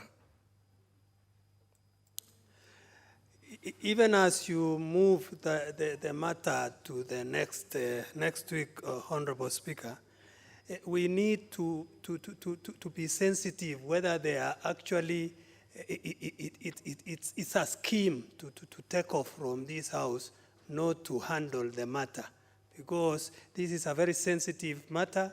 Money has been eaten and stolen by thieves, and it's very important that we actually handle that matter as you have put in, Honorable Speaker. We need to know whether it's not... We'll find out. We'll find out. And be present on Tuesday so that you can talk more about the thieves and such like people.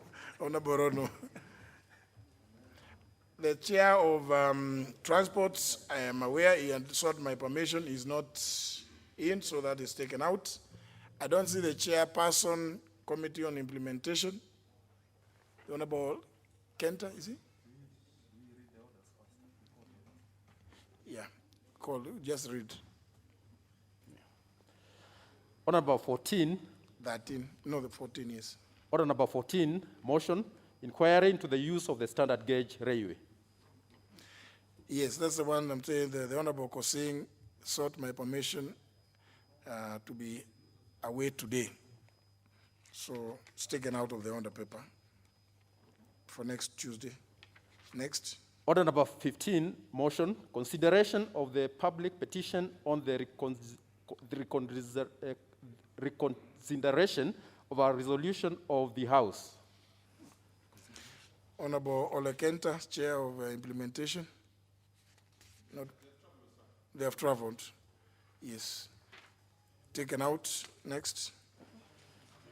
Order number 16, motion, inquiry into the status of Stadia in Kenya.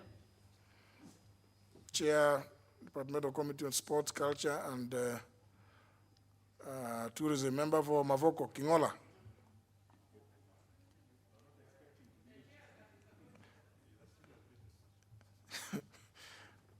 He was here at the beginning of the House. Well, Chair not being present, taken out. Next. Order number 17, motion, inspection on the preparedness of police stations in the management of COVID-19. Chair, Departmental Committee on Administration and National Security, Honorable Koinange.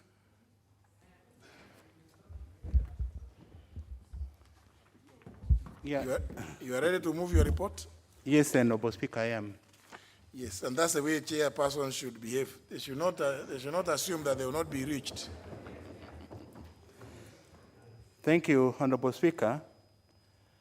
As I move this motion on inspection tour of police stations in Nairobi and Kajiado counties to assess their preparedness in the management of COVID-19, Honorable Speaker, I would like to refresh a bit about COVID-19 because many of us have seen what is happening currently in the country.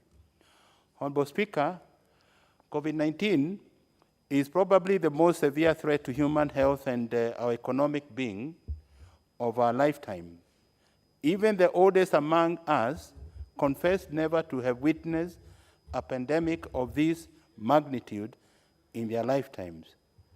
The disease was first reported in Wuhan province in the People's Republic of China late last year and later spread to other countries worldwide where millions of people have tested positive and thousands died. Kenya recorded its first COVID-19 positive case on 13th March 2020 and so far has thousands of cases with over 1,000 deaths. Honorable Speaker, pursuant to Standing Order 21 in bracket E, the Departmental Committee on Administration and National Security deemed fit to undertake an inspection visit of police stations in Nairobi and Kajiado counties to assess their preparedness in the management of COVID-19 pandemic, cognizant to the fact that the police service was playing an important role in management of COVID-19. Honorable Speaker, this was by enforcing curfew orders, accompanying the emergency response teams to evacuate COVID-19 suspects to government holding facilities and arresting law offenders, some of whom would be COVID-19 infected. The role played by the service exposed officers to infection, and it was therefore important that they are well equipped and protected while on duty. Honorable Speaker, the tour was undertaken on 28th April, 1st, 5th, 7th, and 7th May 2020, during which the committee toured 18 police stations, namely Pangani, Muthaiga, Gigiri, Runda, Kasarani, Central Police Station, Parklands, Spring Valley, Mudhangari, Kileleshwa, Kamukunji, Shauri Moyo, Industry Area, Embakasi, Kilimani, Nangata, Ongata Rongai, and Keren. Honorable Speaker, during the visit, the committee inspected various station facilities and held meetings with OCS and OCPDs, while accompanied by officers of different ranks attached to respective stations. At that time of compiling this report, Kenya had recorded 4,738 cases with 123 deaths. Honorable Speaker, having assessed the facilities and received submission from OCSs and OCPDs from various police stations during the tour, the committee was concerned that police officers were exposed to contracting COVID-19 because of congestion in offices, thereby not adhering to social distancing, among other reasons. Honorable Speaker, the committee recommended as follows.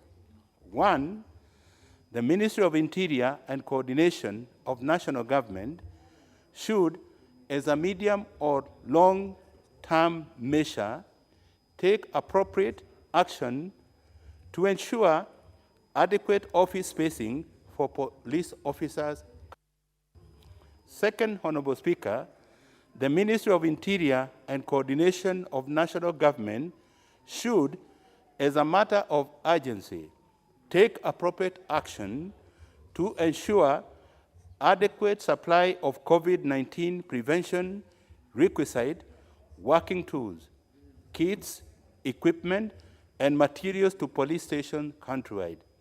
And thirdly, Honorable Speaker, the Ministry of Interior and Coordination of National Government should, during this time of COVID-19 pandemic, institute interim measures to ensure adherence to social distancing in police stations, pending implementation of the medium or long-term measures.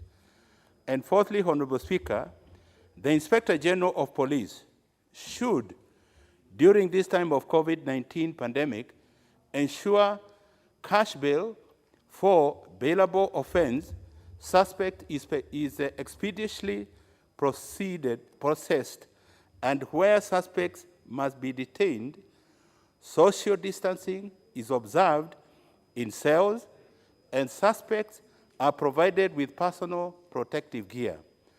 And fifthly, Honorable Speaker, the Ministry of Interior and Coordination of National Government should, as a matter of urgency, ensure due process of law applies in the determination of the fate of aliens being held at industrial area police stations for inordinately long.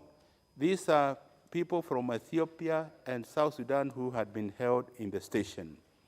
The Inspector General of Police should issue a directive to police stations to ensure that whenever they come across COVID-19 suspect, they should not detain them in cells, but immediately call the emergency response team to transfer them to government holding and treatment facilities. And also, Honorable Speaker, the Inspector General of Police should take necessary action to ensure that all police stations are sensitized to be fully conversant with government regulations, guidelines, and procedures on COVID-19 management for their own safety. And finally, Honorable Speaker, the committee recommends that the Ministry of Health should declare the police service to be on the front line in the management of COVID-19 and pay officers special allowances for work being done. Honorable Speaker, as I conclude, let me state this, Honorable Speaker. We urgently need to bring back coroner service to our police service. I find it rather odd seeing our general duty police officers doing the work of coroners, obviously without the requisite skills and personal protective equipment, thereby exposing themselves to dangerous diseases. Honorable Speaker, our police officers also use security patrol vehicles to collect human bodies whenever death occurs outside hospitals. This further exposes them to dangerous diseases, besides also exposing those arrested and ferried using those vehicles. This is a dangerous trend which must stop. Honorable Speaker, let us bring in coroners and coroners' vehicles into the police service. We can start with 2 coroners and 2 coroners' vehicles for each county as we progress. Thank you, Honorable Speaker.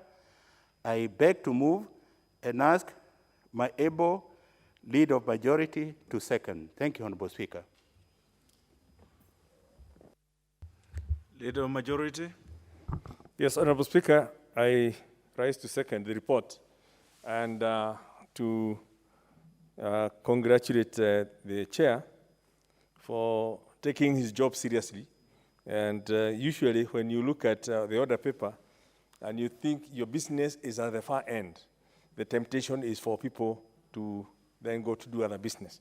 But he's been in the House and it shows the seriousness he takes this national security docket. The issue of, we're living in these very difficult times, and the challenge of COVID has put not just on the police system, but on the court system is unprecedented. Because here you are, people have been arrested in a swoop at night. Now, when you put them in a police station, you're commingling them together because you have not, you cannot go and put them in isolation centers or a cell for each. And then the next morning, when you take them to the courts, I believe the courts have said they will not receive them because the prison authorities are also saying they cannot take them until they've been tested. Now, it brings in a situation now of a person who is a suspect being punished before they have been prosecuted or even judged. Because, first of all, at the police station, they're being given a risk. They're being subjected to the risk of infection. When they go to court, the risk is multiplied. And then they are told you cannot be taken to the remand because you've not been tested. So you back to the police station. So if they even pick any other infection at the courts, they then take it back to the ones in the cell.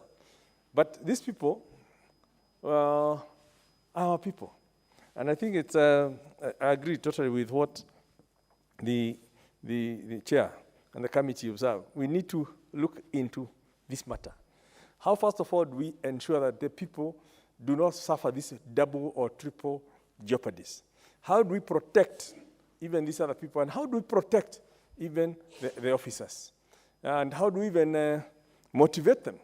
So you don't feel like I don't want to arrest somebody because A, they could also infect the police station or contaminate the entire police station, and all the police and their families within that neighborhood could end up in the same situation.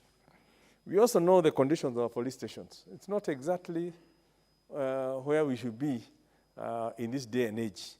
I know the chair is here to visit my police station in Kipipiri, which was one of those that was done just at the turn of the independence. You know, the old asbestos roofed, yeah? Where the asbestos breaking and flaking, and obviously this is all carcinogenic, as Dr. Nyikaru would tell us. Now, but people are in that cell, right? So you got exposures to risks to COVID. From the roof, you got exposures to cancer. And I think those are some of the things that we need to start looking at beyond just the immediate response. A wake-up call for us that let's look at making our police stations human-friendly. So when you are arrested, you are held comfortably. The whole point is not to torture you. It's not torture like the old days where they were supposed to be torture chambers. It's an isolation center where you denied your freedoms, but then until you're taken to court. But it's not supposed to be that in between arrest and release, you've been maimed forever because of the conditions you are subjected to in the either disease or other situation. So I support the committee's work and the report, and I do hope that this House will, even as they bring other reports on the other visits that they'll be making, that when we come to the budgetary allocations, we will be able to put in some money, because intentions can only be so good until they are either put in law or in a budget.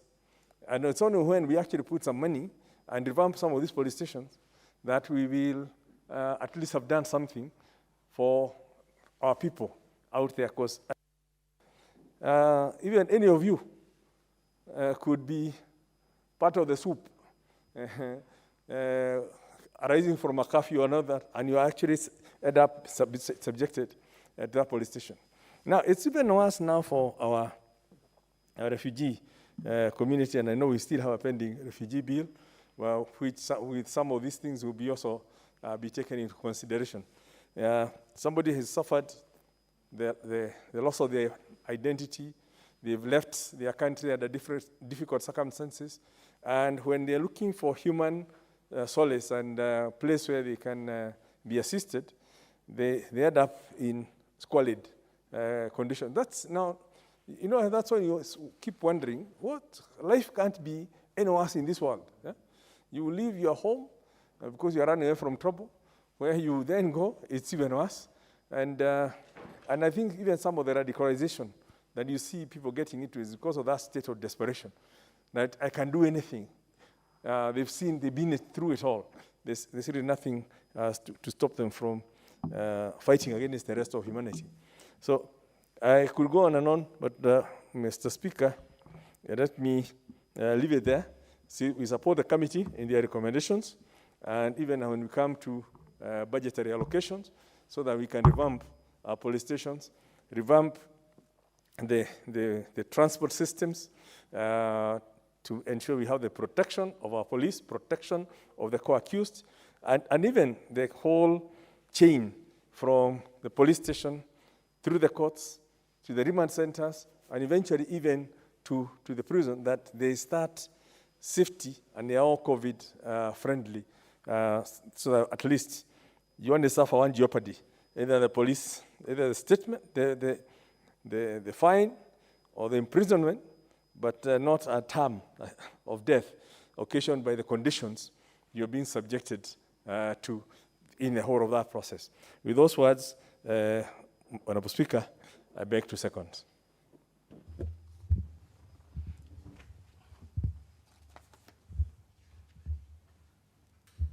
Members, allow me to propose the question, which is that this House adopts the report of the Departmental Committee on Administration and National Security on the inspection tour to assess the preparedness of police stations in the management of the COVID-19 pandemic in Nairobi and Kajiado counties, laid on the table of the House on Thursday, June 25th, 2020.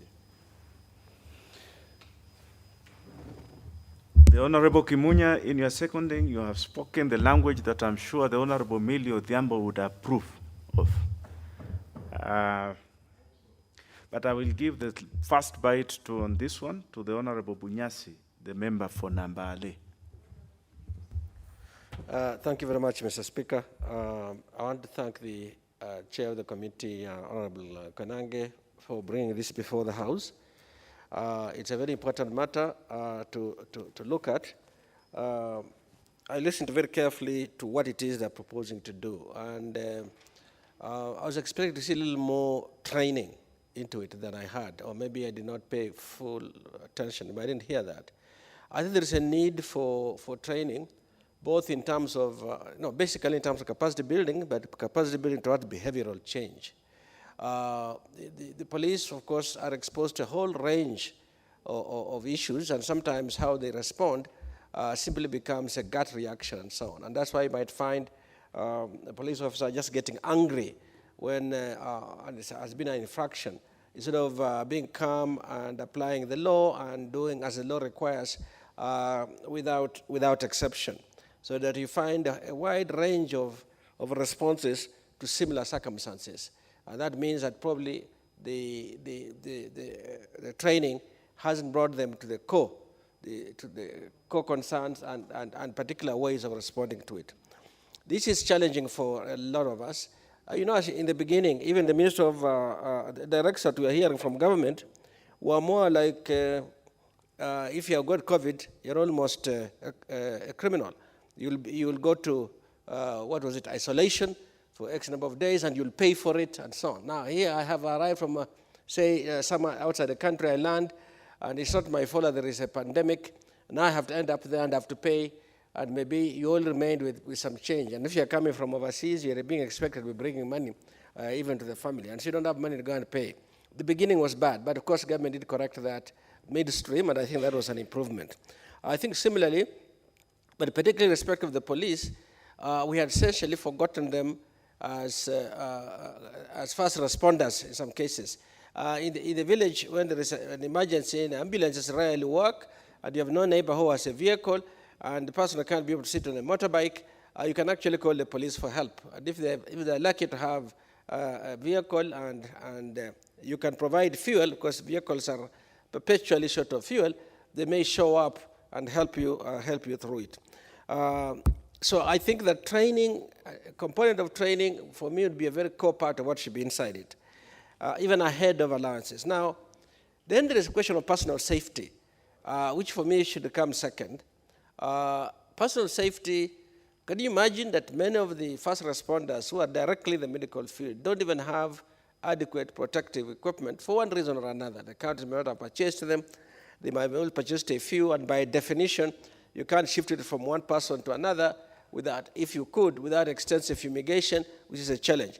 So adequate PPE is also for the police, perhaps dedicated persons within the police station who would be the first responders who are equipped, say, with PPEs as might be needed. When it comes down, for example, to detention in the cell, you know that if you end up in a police station and you're taken to the cell, you're not escorted in, you're probably kicked in. I mean, there's nobody who has the patience to escort you gently in there. We have had in rural areas of cells where men and women may be put together, but certainly where children, even with the same genders as the older people, are put together with the older people because of lack of facilities, but also lack of intricate awareness of what needs to be done. So again, there's an element of training there. I think that we should bring them care and training that should bring them up to speed. Question of allowances. I know the medical staff have been at the forefront in wanting extra allowances, and I guess because of the extra stress of the body, the risk you take working in literally life and death conditions, one might say maybe some allowances are justified. But you know, if you look at it closely, if you analyze it closely, no amount of allowance really can compensate you in a life and death situation. And for this, yes, they should get allowance, after all others are being paid, but let us not get the impression that you get allowance, therefore you're okay. You may not be okay despite the allowances. So, Mr. Speaker, with those few comments, let me support this. I just want to say maybe we should be even broader, but I think we should put capacity building and training right at the forefront. Thank you. Very well. Good contribution, the Honorable Bunyasi. We shall now have the Honorable Dhiambo Akoth, member for Suba North.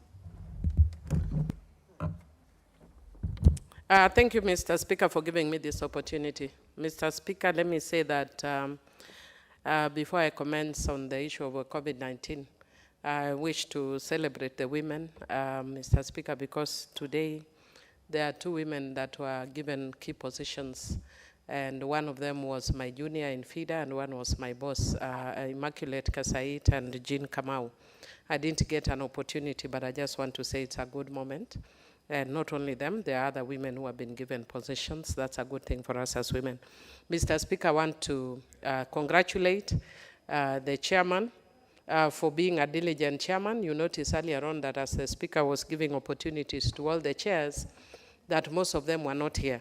And we want to encourage the chairs that taking a position of chairmanship or chair is a position of responsibility, and it's not just about title. So we want to encourage them, especially as we'll be moving closer to the elections, that those of them who are not able to manage should leave for people like Honorable Nyikal, who are always in the House, to manage. But having said that, Mr. Speaker, I just want to say that I support this. And I think it's very evident that as a country we are facing a very serious challenge with COVID-19. And Mr. Speaker, I know that here we are talking about especially the police stations or those in the justice system. And I know that I will not speak especially to what the other members have spoken about, but I want to mention that of great concern to me is especially children in the justice system that ordinarily face challenges even of being separated from adults in the justice system. But now where you find in a situation that they are going to be put together with adults when you have COVID, Mr. Speaker, that would even be more alarming. Mr. Speaker, as members of Parliamentarians for Global Action, together with the CREDO, we have done a paper on the effect of COVID-19 on children, or children's rights, and one of the sections talk about children in the justice system and especially children under detention. And I want to say that as a country, we need to move very quickly and deal with situations like that. Already our hospitals are overwhelmed. Ideally, what we should have done was to find a connection between the hospitals and the justice system. But as it is, even finding that connection has been a challenge. You know, even just dealing with the health alone has been a challenge. Madam Speaker, thank you, Madam Speaker. Note that there is actually a change. Madam Speaker, I want to give us a case of 30th, when a pastor who is a very good friend of our family was suspected to have COVID-19 in Bungoma. And Madam Speaker, in that situation, and she's in a referral hospital of the county. They were not able to do a test to enable him to be transferred to another facility, even though they suspected he was a COVID patient. Then they were not able to transfer him to ICU because apparently Bungoma has only one ICU bed. I consulted Kakamega to see if they could transfer him there. Kakamega apparently has 10 beds, all full. Madam Speaker, I then called Moi Referral. They were willing to take him. But by the time they were willing to take him and we went back to Bungoma, because Bungoma was trying to play PR, they refused to release him, and he ended up dying within a very, very short time. Madam Speaker, even after that, I know one of our colleagues here, I will not say who, was actually facing a similar challenge while we were in Naivasha, who was trying to transfer a relative who was a case of COVID-19. Aga Khan ICU was completely full. Nairobi Hospital ICU was completely full. And most of the major hospitals ICUs were completely full.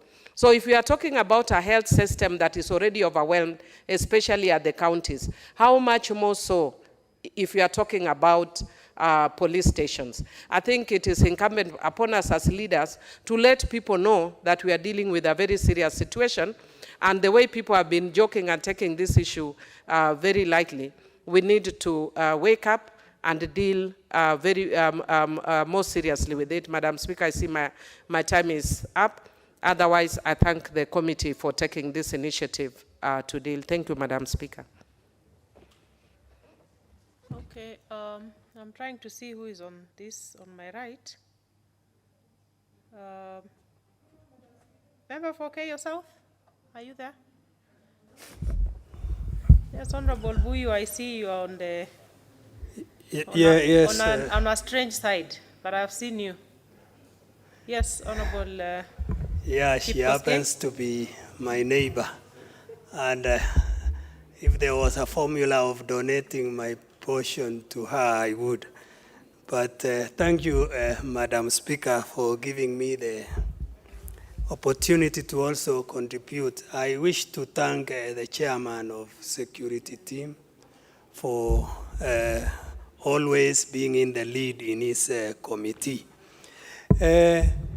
Police stations are actually in dire need of support. It is very important that we support them so that they join this war on COVID-19. If you go to the police stations sometimes, Madam Speaker, some of them are very dirty. In fact, sometimes you wonder, how can they be helped in such a scenario of dirtiness? That one, they actually need to sort themselves, even as we help them.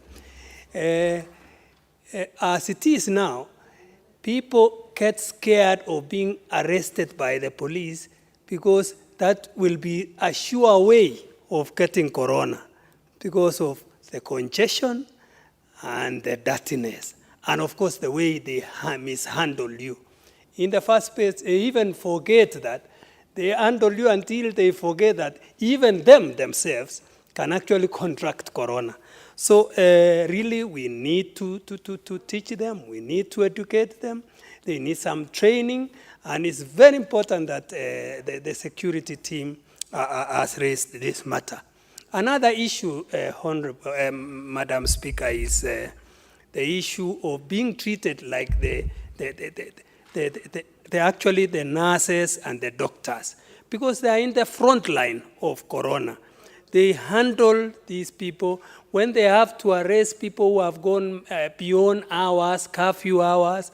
They are actually in the front line. So they deserve this protective gear. They deserve the allowances because they go out of their way to actually deal with corona. So I support this report from the committee. We only want to appeal to the police. Please stop molesting the public. Handle them with some decorum, because the public, even if they are wrong, they deserve to be handled well, because this disease needs everybody's effort.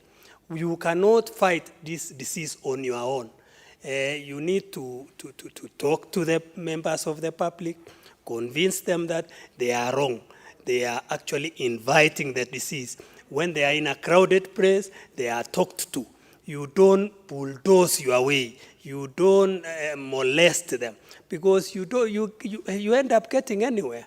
In fact, educating and talking to them well and nicely, you actually achieve what you could be what you could be wanting to achieve.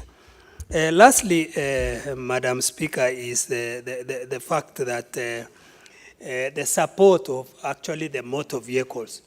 The motor vehicles are key. And the security team have raised that matter so well. This one, they need it more than yesterday, in fact, earlier than yesterday, because you can't move anywhere in this country without a motor vehicle. This disease you are calling corona, like now the curfew hours have been moved to 10 p.m. How do you implement that? If you cannot even reach where the people are breaking the laws are, you can't implement. So I support the report. Bravo to the chairman of the Security Committee. Thank you, Madam Speaker. Honorable Odwal Adhiambo?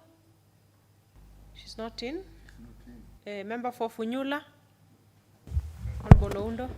Thank you, Honorable Speaker, for this opportunity to contribute on the report of the committee in respect how police handle COVID-19 cases during their work in their police stations and how they handle towards the court process. Honorable Speaker, at the onset, it became apparent that the police, by virtue of the role they were given to enforce the curfew and health protocols, became essentially first responders, became the frontliners. Unfortunately, Honorable Speaker, the nation or the country made no efforts at all to train, equip, and change the mindset of the police. They forgot questions of social distancing. They forgot the question of face masks. They forgot the questions of hygiene.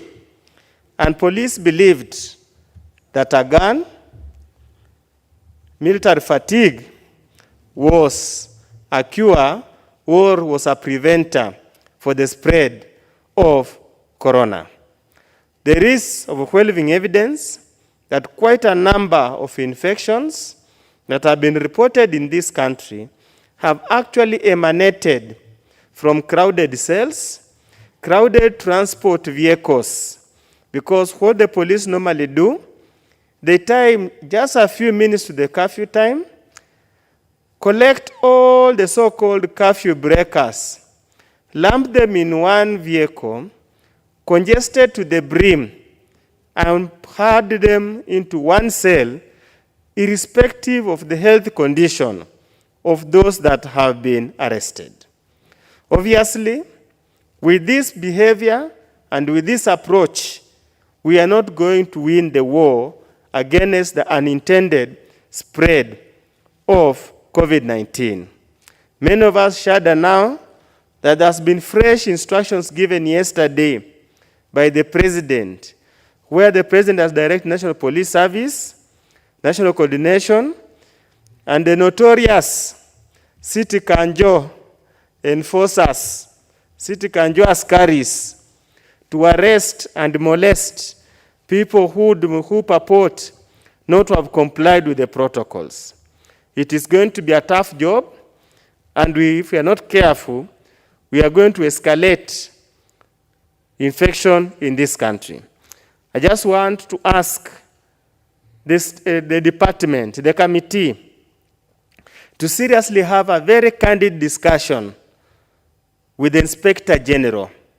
Express the fears, express what they see, because if it is a minor offense, You have found me at the gate of my house at 2 minutes past 10. I'm opening the gate of my house. Does it make sense to arrest me for flouting the curfew and taking me to a crowded cell where literally probably half of the people are already corona positive? I become another statistics. And then we have the audacity to condemn ordinary Kenyans that we are reckless, that we do not understand. Honorable Speaker, yes, masks are required where there are crowded places.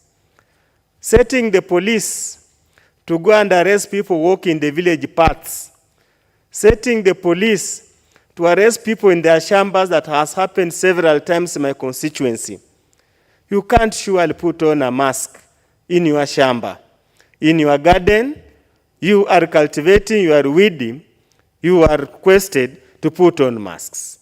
So all that we are asking, Honorable Koinange, sit with the IG, explore the practicality of enforcement of the protocols. We sympathize with the police because they are most vulnerable, but we must also sympathize with the local mwananchi who are going to become collateral damage. With those few remarks, I support. Well said, Honorable Oundo. Let's have the Honorable Rosa Buyu Akinyi, member for Kisumu County. Thank you, Madam Speaker, for this opportunity to speak my heart about a lot that seems to be forgotten and yet is expected to ensure that Kenyans remain alive, especially in these difficult times of COVID. Madam Speaker, I am a member of this committee, and I want to actually applaud the committee for having taken the initiative and for having been proactive to actually go around the police stations just to see that these people who we call the police and who are expecting to save Kenyans' lives, what about them? Madam Speaker, we are talking about frontliners in this fight against COVID. The police indeed qualify to be considered as frontliners, just like our healthcare workers. Madam Speaker, today I'm a member of parliament, but I have the opportunity not to come into the chambers and to work from home. One, because probably I'm over 58 or I'm 58, and probably because I'm predisposed. But Madam Speaker, the police, like the healthcare workers, don't have that opportunity or that choice, because we expect them to ensure our safety, and we also expect them to ensure that as Kenyans, we keep to the given guidelines so that we are not affected or infected. Madam Speaker, if these people do not have that choice and have to walk out every day exposing themselves, they obviously need to be considered in a very special way than the rest of us. Madam Speaker, when you go to the police stations where they are expected to serve Kenyans, you will find right at the front desk congestion already at the reception, 4 or 5 policemen sitting at the small reception. The people, the Kenyans who are coming into their offices or into their police stations are actually not tested so that anybody can know whether they are infected or not. Madam Speaker, as these people get served by the police, they automatically put the lives of the police at a risk. Madam Speaker, this actually calls to the recommendation of the committee that the police must be better equipped against this COVID, so that they are also able to serve without having to serve, but to serve with their lives also, Madam Speaker. Madam Speaker, I'm sounding a bit emotional, because indeed when you watch these policemen hanging around beyond 11 o'clock waiting to trap people who've been out drinking at odd hours, nobody cares. We only care that they do their duty. Madam Speaker, we must ensure that this category in our society is equipped. I know that the committee has taken it upon themselves that when they visit these police stations, they leave behind masks in the various police stations. But that is just not enough. Madam Speaker, when we talk about allowances, we should pit those allowances against the sacrifice that the police give, the sacrifice of their lives. And more than the committee just recommending, we must find a way that as soon as possible, the ministry must take action and ensure that we save the lives of those police who are still not infected as per now. Because making recommendations and they remain on paper will not help the situation. Madam Speaker, with those few remarks, I thank you for the opportunity, and I thank the committee for having taken this chance and gone round, because I know that is a continuous exercise that they're undertaking, and within the next month or so, they will have visited the rest of the country. Madam Speaker, I thank you. Let's have the member for Seme, Honorable Nyika. Thank you, Madam Speaker, for giving me the opportunity. Let me start by thanking the committee for the work they have done. And Chair, I think you are a very special chair of a committee, and really appreciate that. But for the work you have done, what actually has come out is a much broader system issue than actually we seem to be looking at. If you look at the recommendations you have made, which I actually support in total, but then we have to look at the whole system. Look at the police offices and the infrastructure, including the corridors where Honorable Bui was talking about.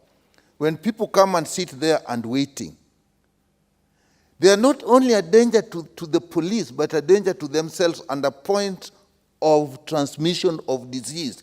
Some will not even go into the police cells, but they'll walk there and go back. So they are a danger to the public as well. So that infrastructure, you go to a police officer's office and is surrounded by people.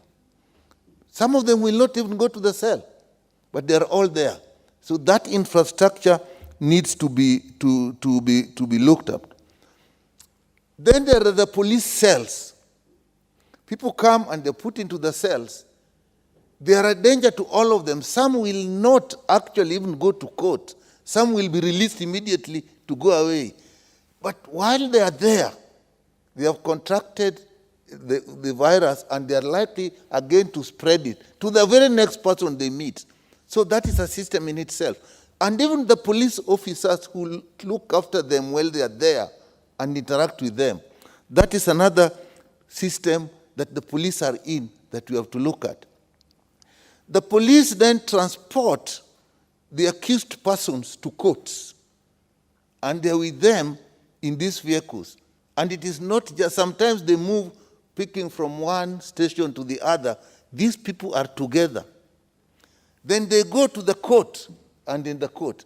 Now, there they mix with people. You see where they are there, as they are put there, sometimes in the courts we have cells, but that they have come in those benches. There are lawyers, there are all people interacting with them. So again, you have a focus of transmission. So even that we have to look at. But amongst all these, the police are still the most exposed. But they are also an agency for spreading the whole of this. Then there is the police corona services. I'm not talking about COVID now. I'm talking of the examinations the police sometimes have to do on people who are assaulted. I think you have even some doctors working in those situations where they're actually examining people who are injured, cases of rape are being examined there. Those, even bodies, sometimes actually a part of the corona services when people are picked and bodies are there. Even postmortems, I think we had a law here about the corona services. I don't know how far we reached. Even that is something you have to look at. So what you are looking at is a whole system that needs to be actually worked out from the structure the people that are involved, the people who come for the service, the people who are actually in the cell, the people who will go to the court, how they will attract. Because if some of them are then convicted and have got to prison, then the matter gets to the prison as well. So now it's a fairly complex system. So I think we have to look at the whole of this area. And me, what I would suggest, and maybe before I go to that final suggestion, as frontline, I really would request, Madam Speaker, for a little more time. If you talk of the issue of the frontline workers, definitely the police are frontline workers. But it's not only the police. What about prison officers? We didn't realize until now that teachers are also frontline workers. So that is an issue we have looked at. So my suggestion is actually, all this falls in your committee, luckily, is actually to get a whole system that's taken at a higher level, get public health specialists, get security specialists, get police specialists, get prison, the court system, and they must work out. And let us use this opportunity either to actually improve the police infrastructure and the whole of the justice system.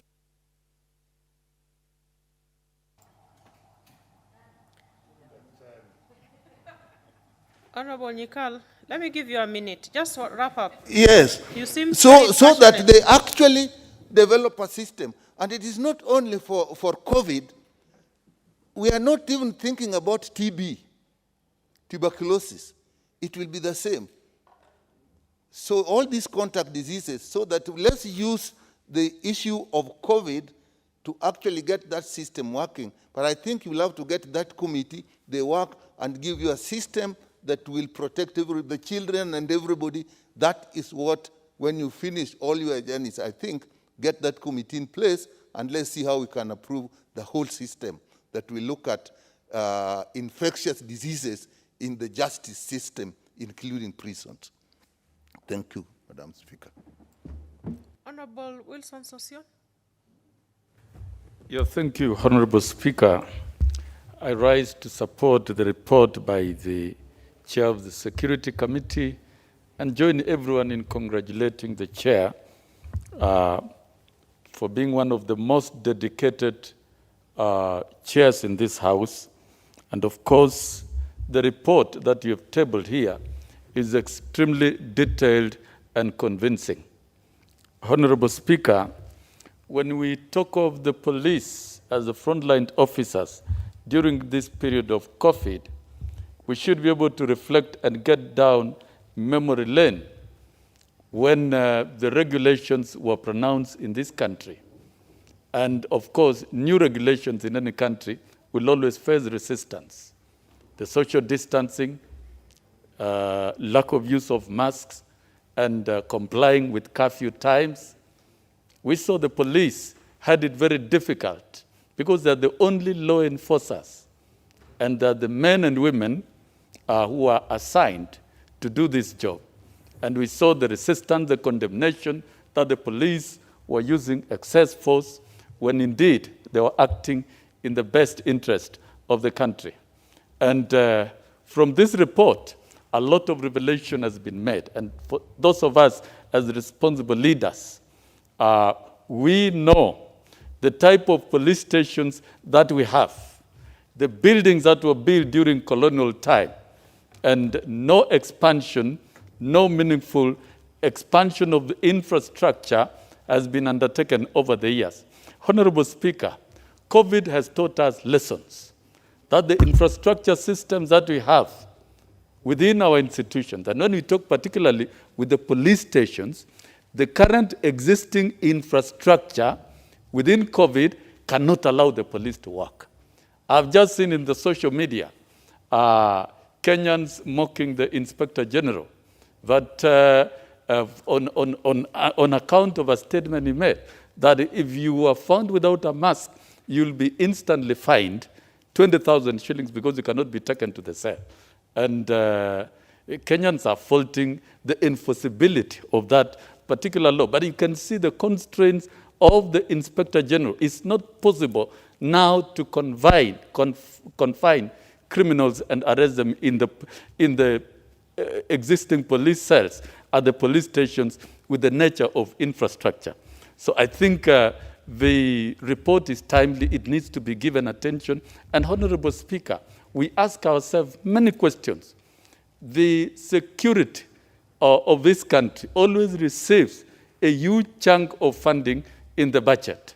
And the question is, where is this money spent if we don't spend it in expanding the police stations for our own security?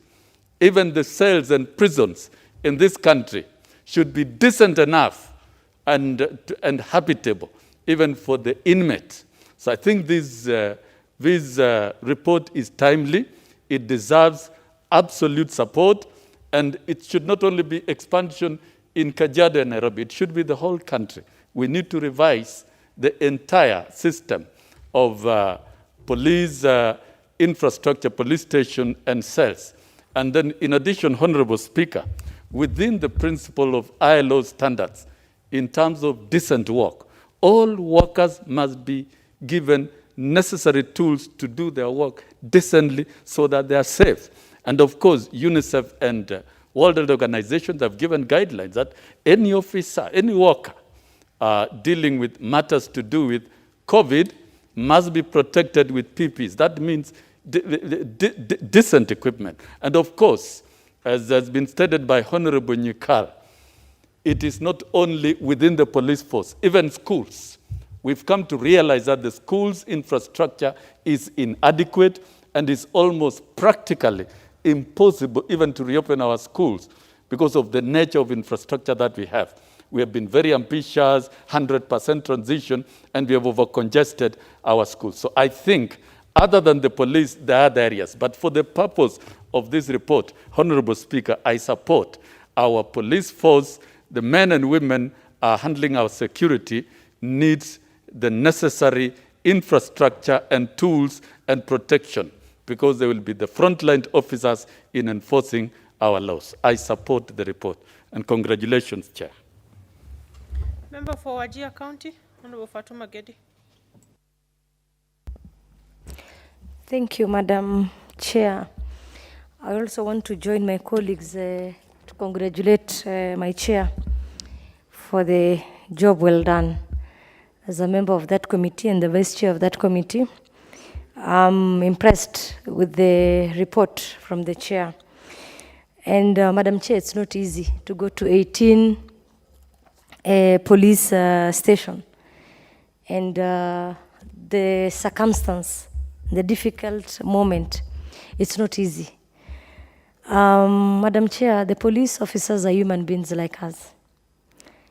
And it is not really easy for them to secure our borders, to bring law and order, and at the same time,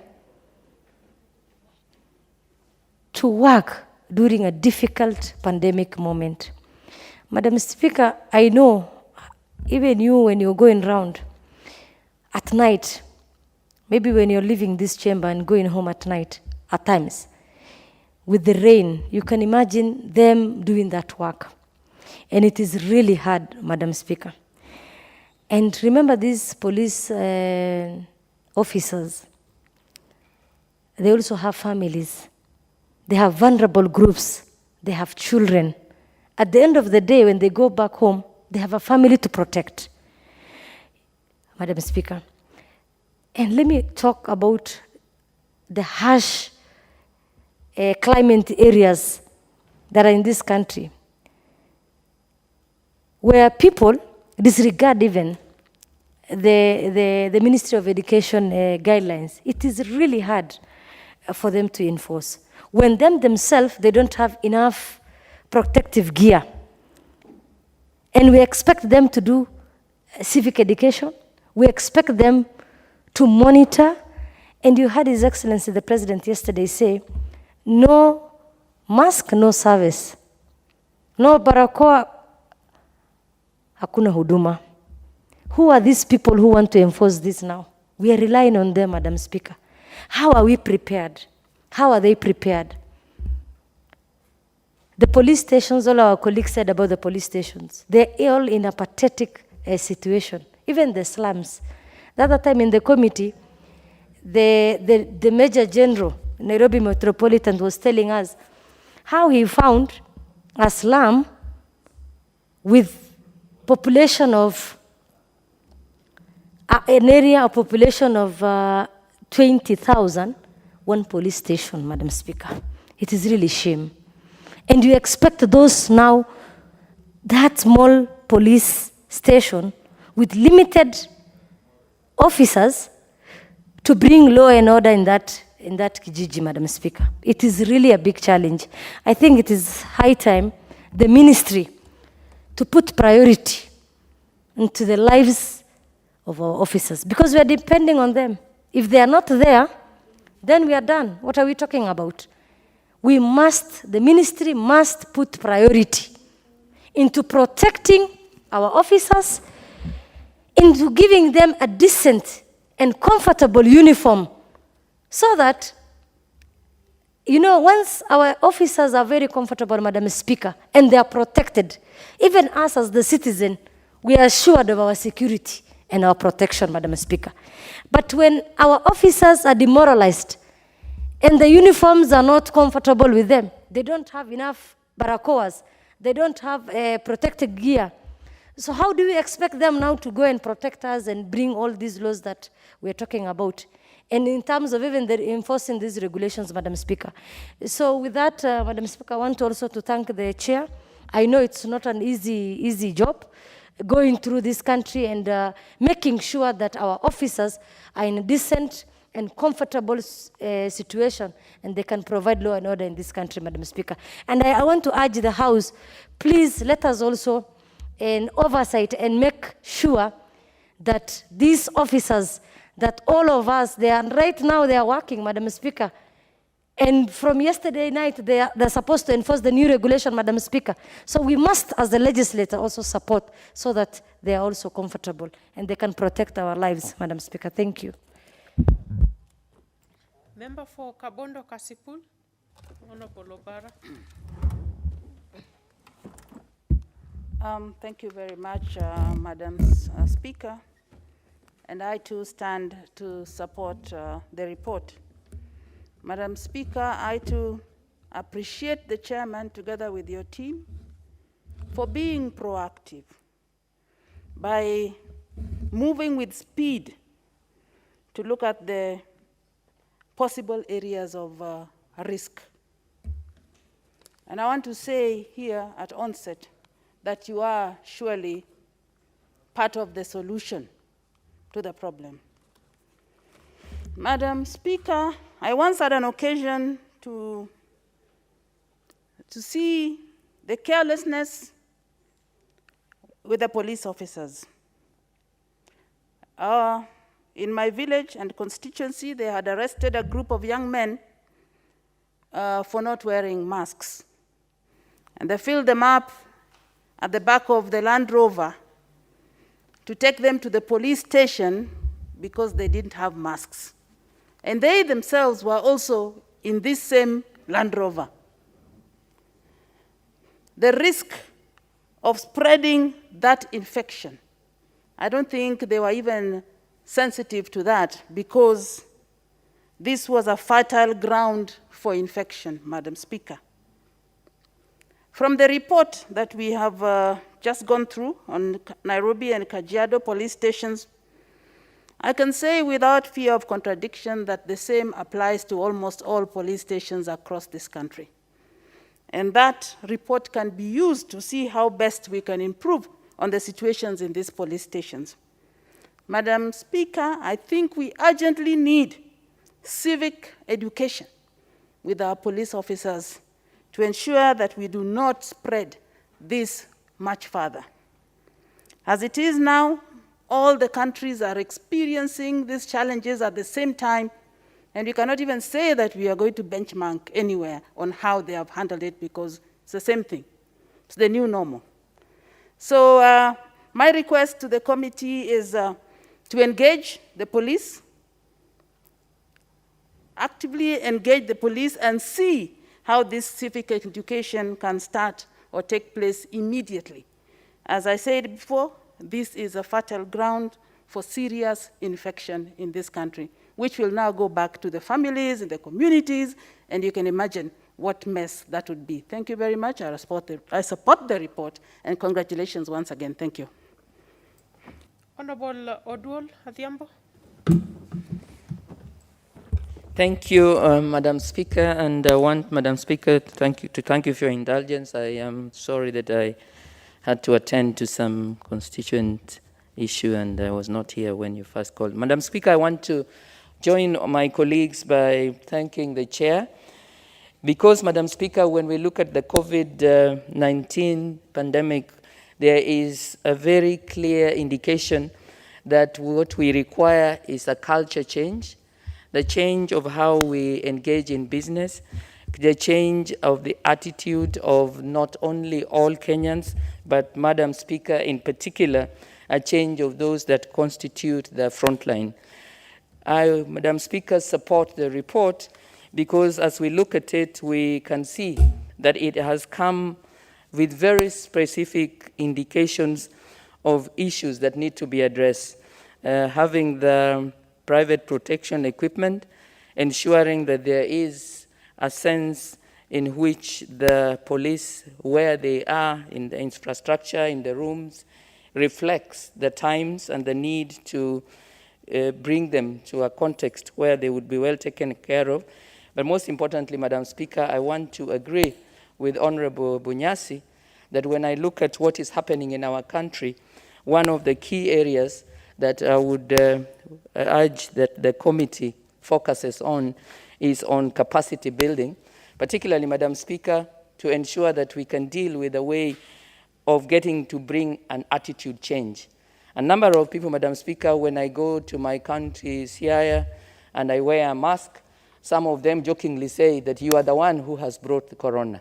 Because from their perspective, they think that if corona is there, it might be out there in those urban areas.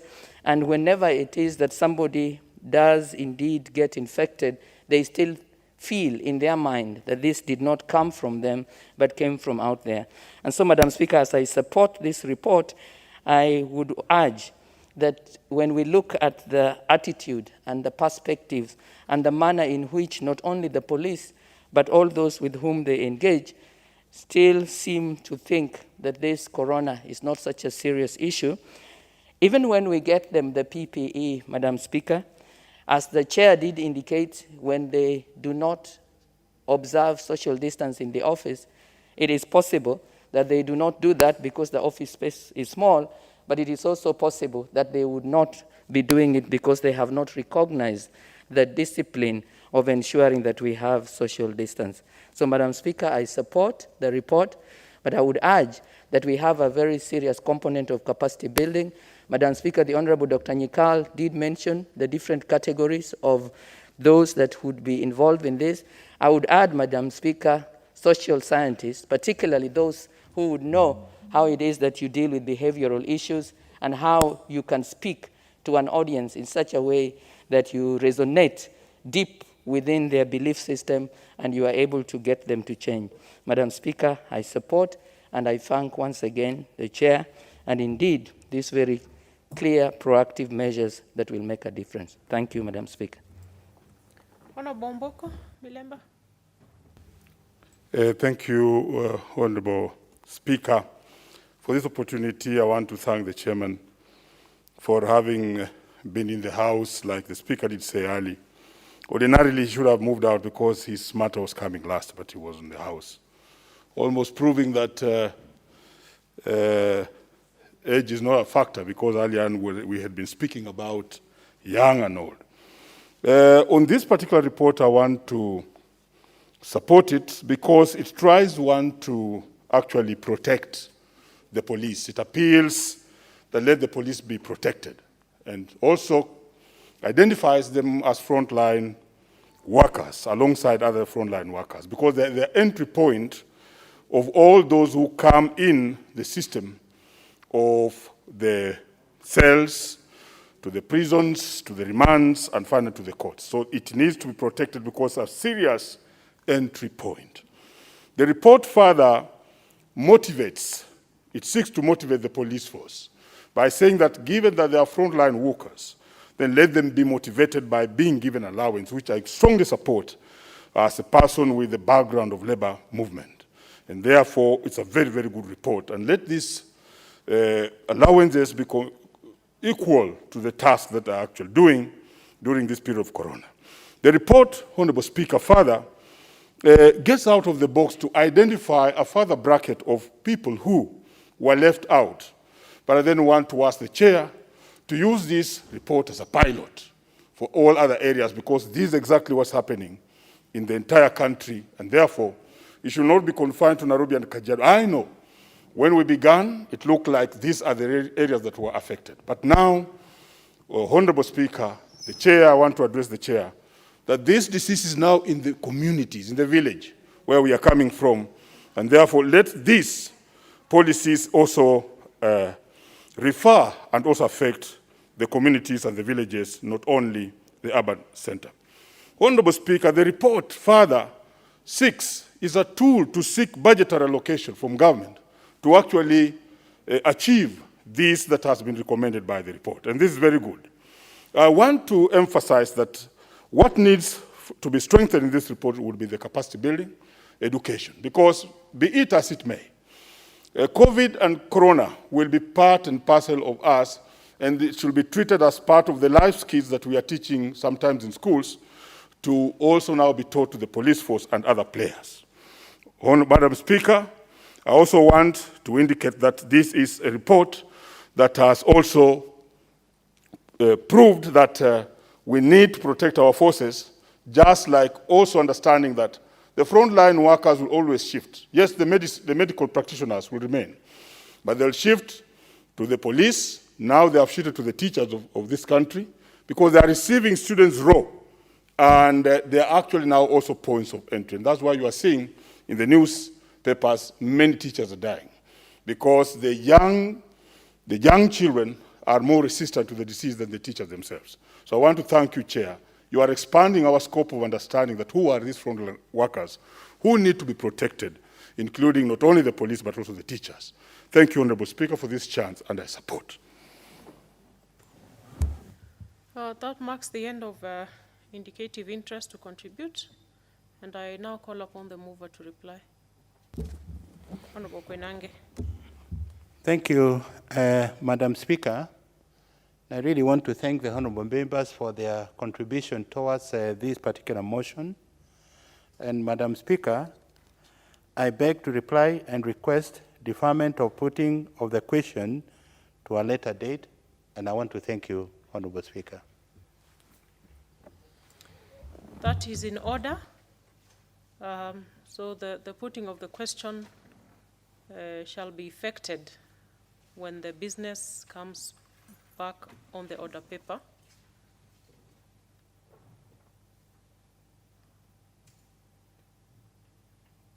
And that, honorable members, marks the end of our day today.